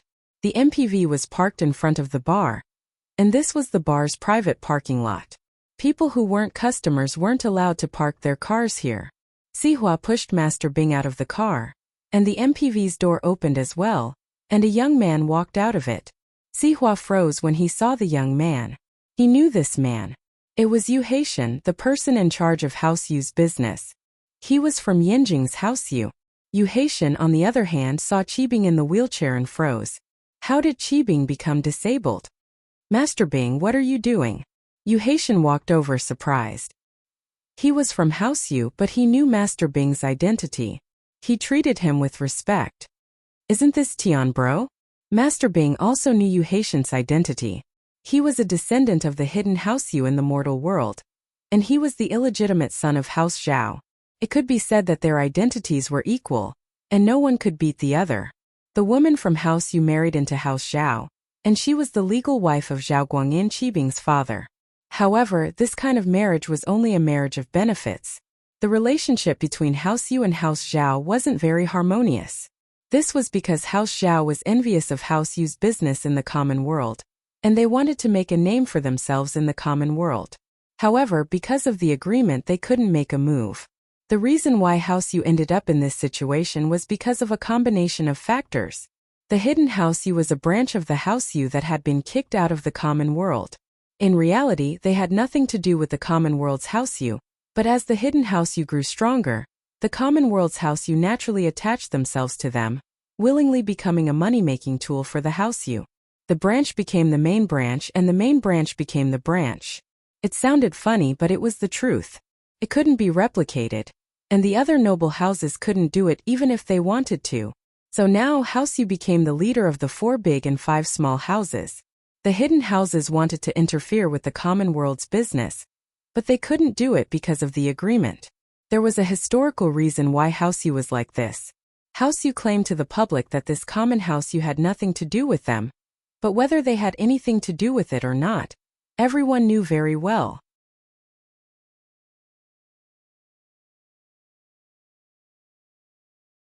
It was just that it had become a fact, and they couldn't do anything about it. House Zhao also wanted to create a puppet to work with House Yu, but because they wanted to create a new common world noble house, and it didn't match House Yu's current interests, they were rejected. So the relationship between House Zhao and House Yu became tense. However, on the surface, the relationship between the two houses was still good. So when Yu Haitian came to Songshan, the first person he visited was naturally the illegitimate son of House Zhao, Zhao Qibing. He was different from Yu Kuan, who came here in secret. He came with a legitimate reason, so he had to show his face.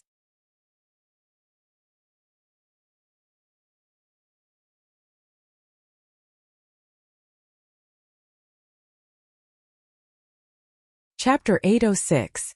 Chapter 806. Master Bing's complaints. Qibing didn't hide it from Haitian, since it wasn't a secret in the upper-class society that Lin Yi had broken his leg. All the noble houses had seen it, and Haitian would know the truth if he asked around. There was no need for him to lie. It'd be even more awkward if he was exposed. Oh, there's a madman who dares touch Master Bing? Where did he come from? Is he tired of living? Even a noble house wouldn't dare do something like this, would they? Haitian asked, surprised. Let's talk inside. This isn't a good place to talk. Qibing made an inviting gesture to Haitian. Although there were some conflicts between the upper echelons of House Yu and House Zhao, it didn't affect Haitian and Qibing's personal relationship. Both of them belonged to the outer circle of the two noble houses, and with their connections, they could enrich their own strength. Sihua knew who Haitian was, and he didn't dare walk side by side with him. He pushed Master Bing from the back, letting them walk side by side into the bar. Qibing invited Haitian to sit on the sofa, and Qibing sat in his wheelchair. Tian bro, I'm sorry, but I can't get up to greet you. What are you saying, Master Bing? We're brothers, there's no need for so much etiquette. Haitian smiled. How did you break your leg? Can you tell me? I'm new here, and I don't know much about the situation in Songshan. Don't mention it, it'll just make me cry. Qibing sighed. You know who I am, bro. I'm the illegitimate son of House Zhao. It's a bit awkward, so I want to do something for House Zhao, so that I can have a place in the Zhao family. I understand.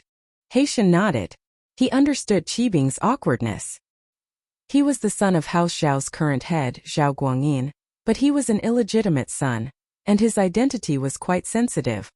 That's why I came to Songshan Xihua's turf, to develop real estate, Qibing said.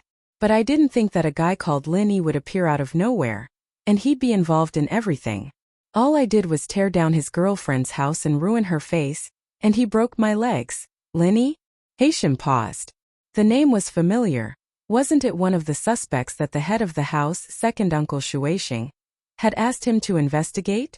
The name of House Yu's head, Shuixing, was written incorrectly. It was written as Yu Bifu. I hereby correct it. But Yu Haitian found it strange as well. Lin Yi dared to hit Zhao Qibing? Didn't Zhao Qibing have any masters by his side? Even if he was an illegitimate child, the Zhao family couldn't possibly ignore him, right? So he asked curiously, when he hit you, was there no one around to protect you? Uncle Zhu was there too. Zhao Qibing sighed. He's a mystic class master. He's still lying on the bed after exchanging a palm strike with Lin Yi. You can go see him later. You know Uncle Zhu too.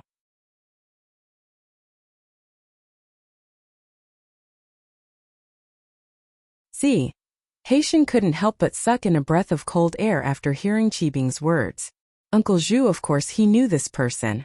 He used to be very famous in the martial arts world, but he joined House Zhao's side. Although his strength didn't increase much over the years, he was at the early phase of mystic class. Now that he was heavily injured after exchanging a palm strike with Lin Yi, he was still lying on the bed. Just how strong was Lin Yi? But Uncle Zhu was already lying on the bed, so how good could Lin Yi be? Haitian was surprised that Lin Yi had the strength to exchange a palm strike with Uncle Zhu, but he didn't think that Lin Yi was that strong. If he was strong, he would have killed Uncle Zhu instead of lying on the bed. How's Lin Yi now? Haitian asked after the shock. He's alive and kicking as if nothing happened, Zhao Qibing said with hatred. Ah, no way. Uncle Zhu is lying on the bed. How could Lin Yi be fine? Does that mean that Lin Yi's strength is unfathomable? Haitian asked in shock after hearing the news. It's not that unfathomable, but according to Uncle Zhu, Lin Yi is at most at the early phase of mystic class. As for why Lin Yi is alive and kicking now, it's because Lin Yi is a medical master himself. Zhao Qibing didn't hide anything and told him the truth. Zhao Qibing wasn't an idiot. Although the recent series of events made him a little muddle-headed and impulsive, he was still a smart person. In front of Haitian, he had regained his usual calmness. As far as Zhao Qibing was concerned, Haitian was doing well in Yanjing. There was no way he would come to Songshan for a vacation. He must have a reason for coming here. Haitian, on the other hand, was paying close attention to Lin Yi. Could it be that he was here for Lin Yi as well? If House Yu went to deal with Lin Yi, it would reduce the pressure on Zhao Qibing. Besides, House Yu was the #1 noble house in the common world. They had a lot of masters. It wasn't something that a bastard son like him could compete with. He's a mystic class master. Which faction did this person belong to? How come I've never heard of a mystic class master like this? Haitian was shocked by Lin Yi's identity. Lin Yi seemed to have appeared out of nowhere. Otherwise, House Yu had records of all the masters in the common world, and House Yu had collected information on almost all the masters in the common world, but they'd never heard of someone like Lin Yi. I'm not sure. Zhao Qibing shook his head. There's nothing I can do to him now. Uncle Zhu is still recovering, and you know that Earth-class masters can't just casually appear in the world. Your little brother's life is tough right now. Haitian had a plan in his mind. After he heard that Lin Yi was a mystic class master, he was sure that Yukuan was injured by Lin Yi. Because Lin Yi was one of the people Yukuan was looking for, it was reasonable for Lin Yi to injure Yukuan.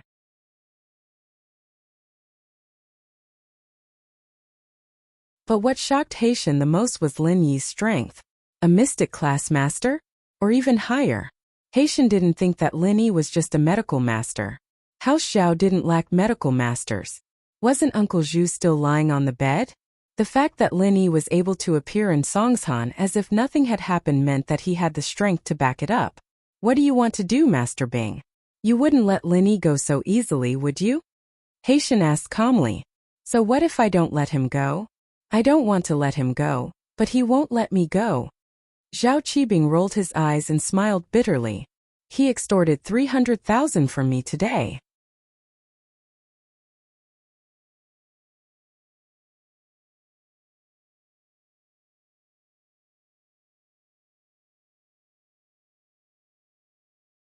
Chapter 807.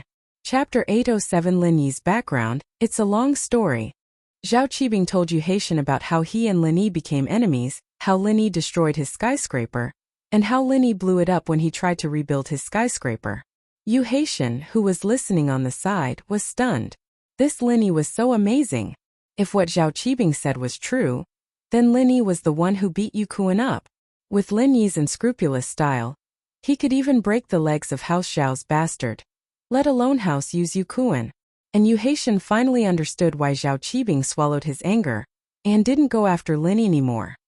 He did, but he couldn't do anything to Lin Yi. Instead, he was the one who got into trouble. So this Lin Yi seems to be quite powerful?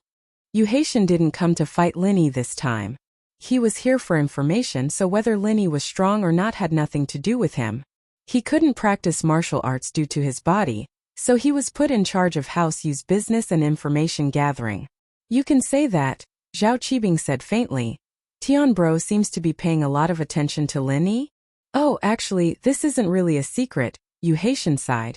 My cousin Yu Kuan was crippled in Songshan City. What? Your cousin? Yu Kuan? Zhao Qibing paused. I remember that Yu Kuan is a golden class late phase master, right? How did he get crippled? Lin Yi didn't do this, did he? It was no wonder that Zhao Qibing thought of Lin Yi immediately. His conversation with Yu Haitian was all about Lin Yi.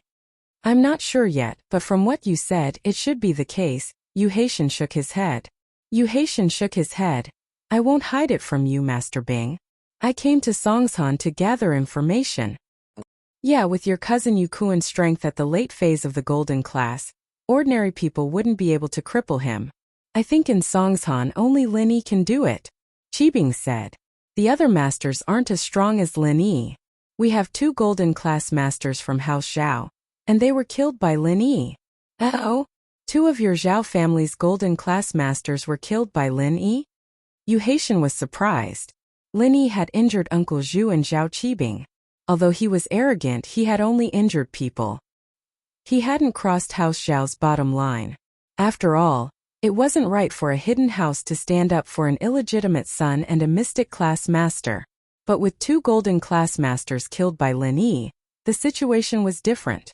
Although golden class masters weren't much in the eyes of a hidden house, they were masters among masters in the common world. Even in a hidden house, having 1 more golden class master meant more power. How could they not care about it?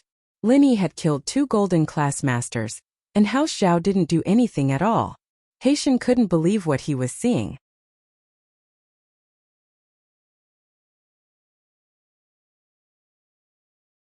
Those 2 were Tsihua's men, 1 golden class early phase and the other golden class late phase.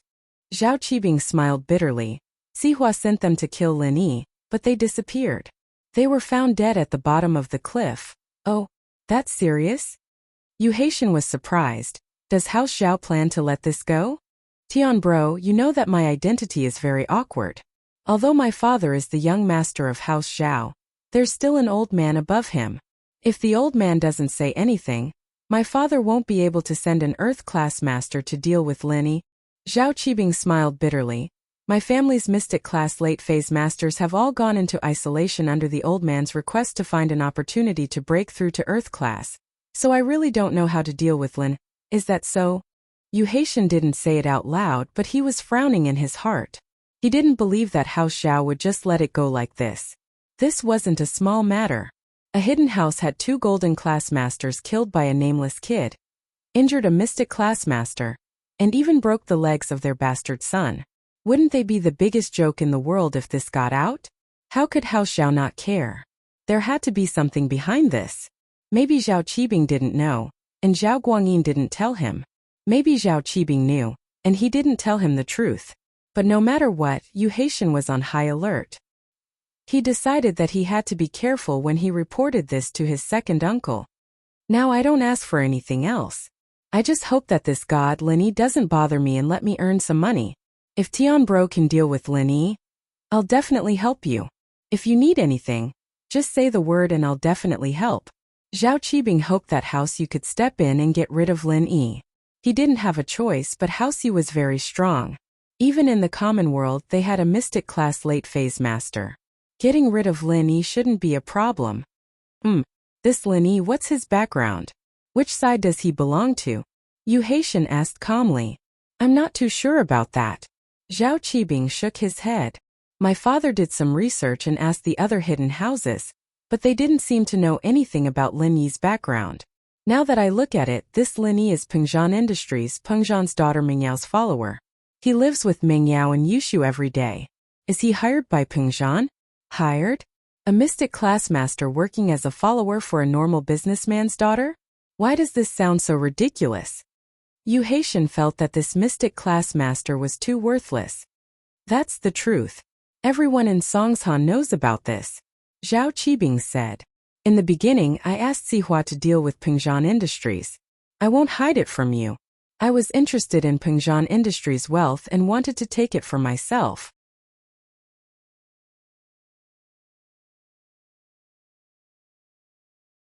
The few times I tried to deal with Mingyao, it was all because of this Lin Yi causing my plan to fail.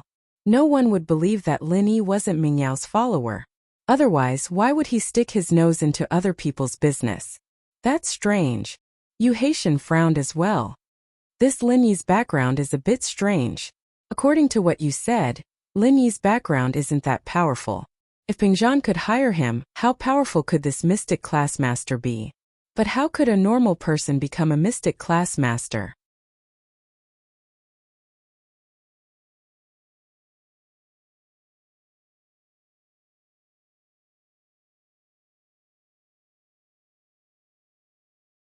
Chapter 808. Chapter 808. Haosu's decision. Alright. I'll report this to the head as well. Yu Haitian nodded. It seems like we'll have to think long and hard about how to deal with Lin Yi. Let's have dinner together? Qibing and Haitian were done talking business, so he invited Lin Yi. As far as he was concerned, Haitian now had a common enemy with him. Their relationship could take another step forward. No, I still need to investigate Pengzhan Industries and Lin Yi's situation. I'll report to the head and come up with a plan to deal with Lin Yi as soon as possible. Haitian said. That's fine, next time then. When my leg recovers, we'll go out and have some fun. Qibing didn't ask him to stay. He knew that Haitian had something urgent to do. After leaving the floating cloud bar, Yu Haitian didn't dare to waste a second and sent the information he had gathered to Haosu and Yanjing. Shuixing, Yu Bide, and Yu Feng were all sitting outside Yu Kuan's room. This time the beautiful middle-aged woman Yu Kuan's mother wasn't there.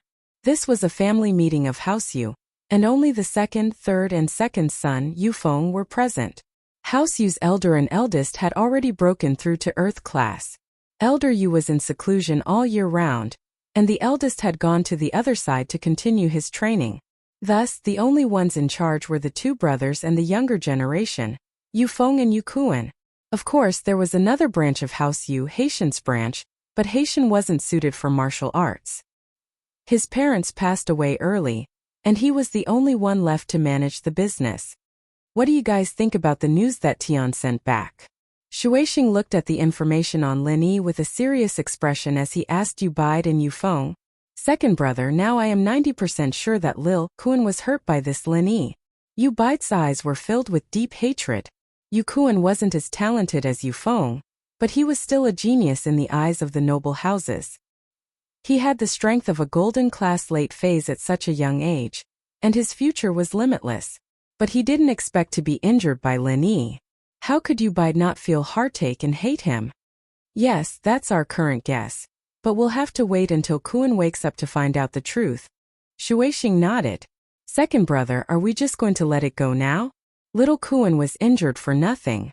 Shouldn't we take revenge on that Lin Yi? Yu Bide said anxiously. Of course not. Shuixing waved his hand. But do you think Zhao Qibing's an idiot? Are the hidden Zhao family fools? Yu Bide froze as he vaguely thought of something. Lin Yi broke the legs of House Zhao's bastard son, Zhao Qibing, and even injured Uncle Zhu. An early phase mystic. He even killed 2 golden class masters. What kind of hatred is this? Shuixing asked lowly. Do you think House Zhao would just let this go? This is no longer a matter of face, this is a provocation.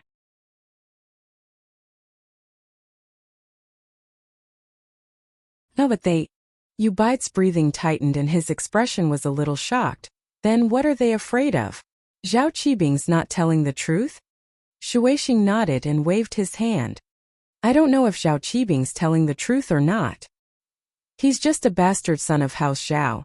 It's hard to say if he's able to touch the secrets of the upper echelons of House Zhao. But the upper echelons of House Zhao haven't done anything yet. And Lin Yi is still alive and kicking in Songshan. Doesn't that mean something? Second brother, you're right. I was a little rash, I didn't think it through. Yu Bai nodded seriously. You're eager for revenge, I understand. Shuixing sighed. But don't I want revenge for little Kuan as well? You're his father. But Kuan is also a member of House Yu. Then, second brother, you mean that we should? Yu Bai asked carefully. Wait and see. Shuixing didn't have any good ideas. I think we should figure out Lin Yi's background first. We'll wait for Kuan to wake up and confirm that it's Lin Yi's doing. Then we'll make a decision. Alright.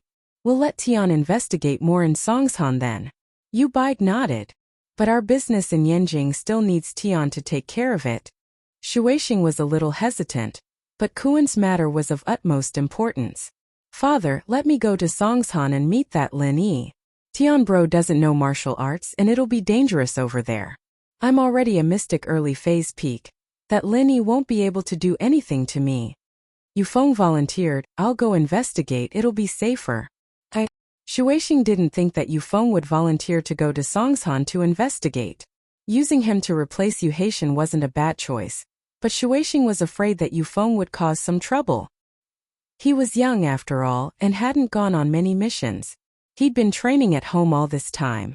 But thinking of Yufeng's current strength, Shuixing didn't think that there was anything to worry about. He was a mystic early phase peak and Lin Yi was most likely an early phase as well. Otherwise, he wouldn't have been able to fight evenly with Uncle Zhu. Shuixing didn't think that it was because Lin Yi didn't dare kill Uncle Zhu. If he was afraid of offending House Zhao, then he wouldn't have killed the 2 golden class masters. Kuan's case was the same. Lin Yi's strength had just entered the mystic class, and it wasn't stable yet. Even Kuan didn't die. As for the 2 golden class masters from House Zhao, they died from an accident. From Shuixing's point of view, Lin Yi must have used some sort of plan. With Yufeng's strength, it wouldn't be a problem for him to dominate Songshan. Father, there's no one more suitable than me. You and third uncle can't go yourselves, can you? Yufeng said. Alright, you can go. But your main mission is to find out more about Lin Yi. Not to cause trouble. Don't get into any conflict with him.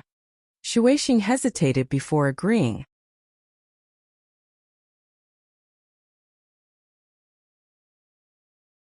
Of course I won't cause trouble, but I'm afraid that he'll cause trouble for me.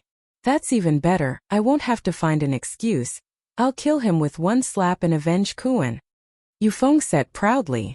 Let's try not to get into a conflict. Shuixing didn't say anything definite. If it was really as Yufeng said and he was bullied, he couldn't just not fight back, could he? No one would be able to say anything even if he was beaten to death. Even if Lin Yi had a background, House Yu wasn't a pushover. If he was beaten to death, then so be it. Who would dare do anything?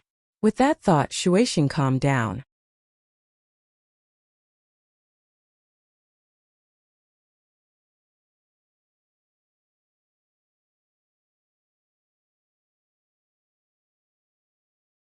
Chapter 809. The orphanage's worries. In the orphanage, the dean and Xiaoke were sitting opposite each other in her room. Xiaoke asked impatiently, Master, what is that hidden house Zhao? Why is that Zhao Qibing so arrogant? Hidden house Zhao. The dean sighed. You've heard of the 4 big and 5 small noble houses, right? Of course I've heard of it, they're very rich and powerful. Xiaoke said enviously, if I knew where their hometown is, I could go there and we wouldn't have to worry about our living expenses anymore. Nonsense. Is that a place you can go? The dean glared at Xiaoke and scolded seriously. If you go, you won't be able to come back. Ah, is it that serious? Xiaoka stuck her tongue out in fear. I'm just saying it casually. You can't just say it. Do you know how strong these noble houses are? They have a lot of golden class masters and even mystic class masters. How many lives do you have to go there? The dean scolded. Don't do anything irrational. Oh, I understand. Xiaoka nodded, feeling a bit regretful. If only she could go steal from them once. She asked, is that hidden house Zhao one of the 4 big and 5 small noble houses? No, they're from a hidden house, even scarier than the 4 big and 5 small noble houses. The dean shook her head. There are many masters in the hidden house, but I heard that they don't care about the common world. Otherwise, the 4 big and 5 small noble houses wouldn't be considered a noble house. If that's the case, why is that Zhao Qibing here? He's not lying, is he? Xiaoka heard the dean's words and asked curiously. I can't be sure whether it's a lie or not. We can only take it one step at a time. If he really sends an expert over, your master's meager strength won't be enough to deal with him. The old principal shook his head. Then aren't they being too much of a bully? Why? Then what about the children in the orphanage? Xiaoka was a little pissed off. She wasn't happy at all. Bully? I guess so, but what can we do? You're no match for him at all. The old dean sighed. Moreover, my identity cannot be exposed. Otherwise there will be big trouble, master. Back then you... Xiaoka wanted to say something but stopped. She'd asked many times before, but her master was always vague about it. He didn't say a word about what happened back then. Xiaoka was very curious. You better not know about these things. The master said faintly, otherwise you will be in trouble. Oh. Xiaoka was curious, but she shut her mouth after hearing her master's words. The case of the kidney trafficking organization finally came to an end. The main culprit, Tattooed Bro, was sent to the court. Pinliang and Zhang Wen, as the victims, testified against the kidney trafficking organization in court. Zhang Wen felt disgusted and amused. The kidney trafficking company was his, but he had to prove that he was a criminal. Pinliang saw that Zhang Wen was a victim in court as well.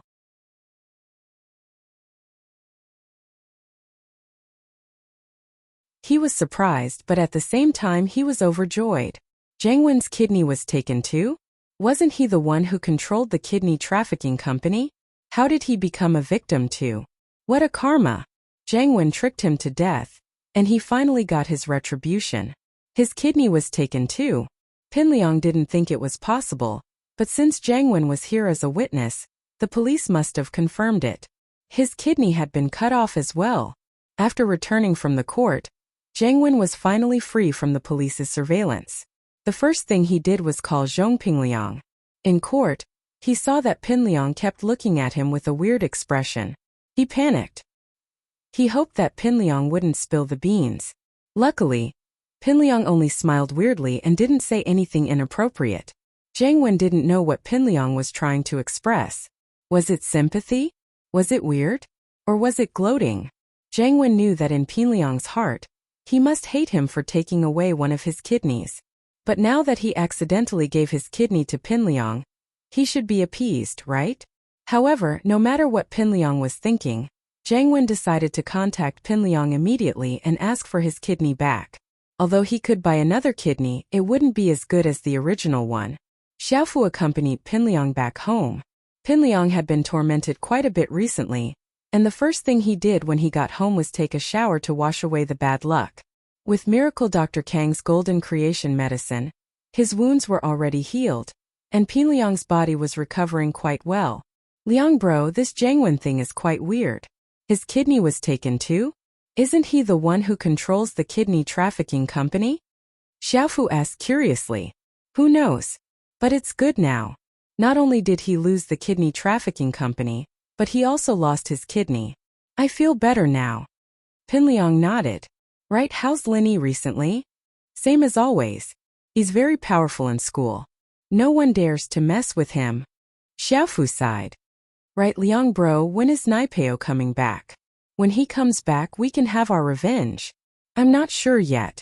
If we're not busy these few days, we can go up the mountain to see if he needs any help, Pinliang said.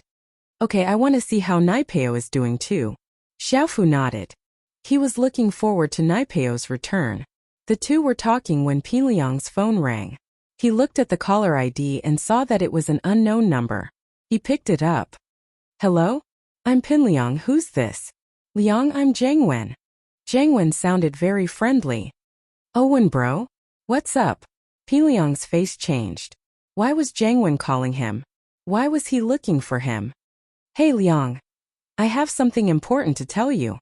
Jangwen didn't hear the unfriendliness in Pin Liang's tone. He couldn't see Pin Liang's expression, so he continued, how's your kidney? Did anything happen? You're tuning in to the Li Mei's Sword of Destiny YouTube channel. We're so grateful for your support, and don't forget to subscribe to join us on this incredible journey through captivating stories. Your generosity through donations truly makes a world of difference, as it's the primary source of revenue that allows me to expand and enhance this channel for you. Thank you from the bottom of my heart for being a part of this adventure.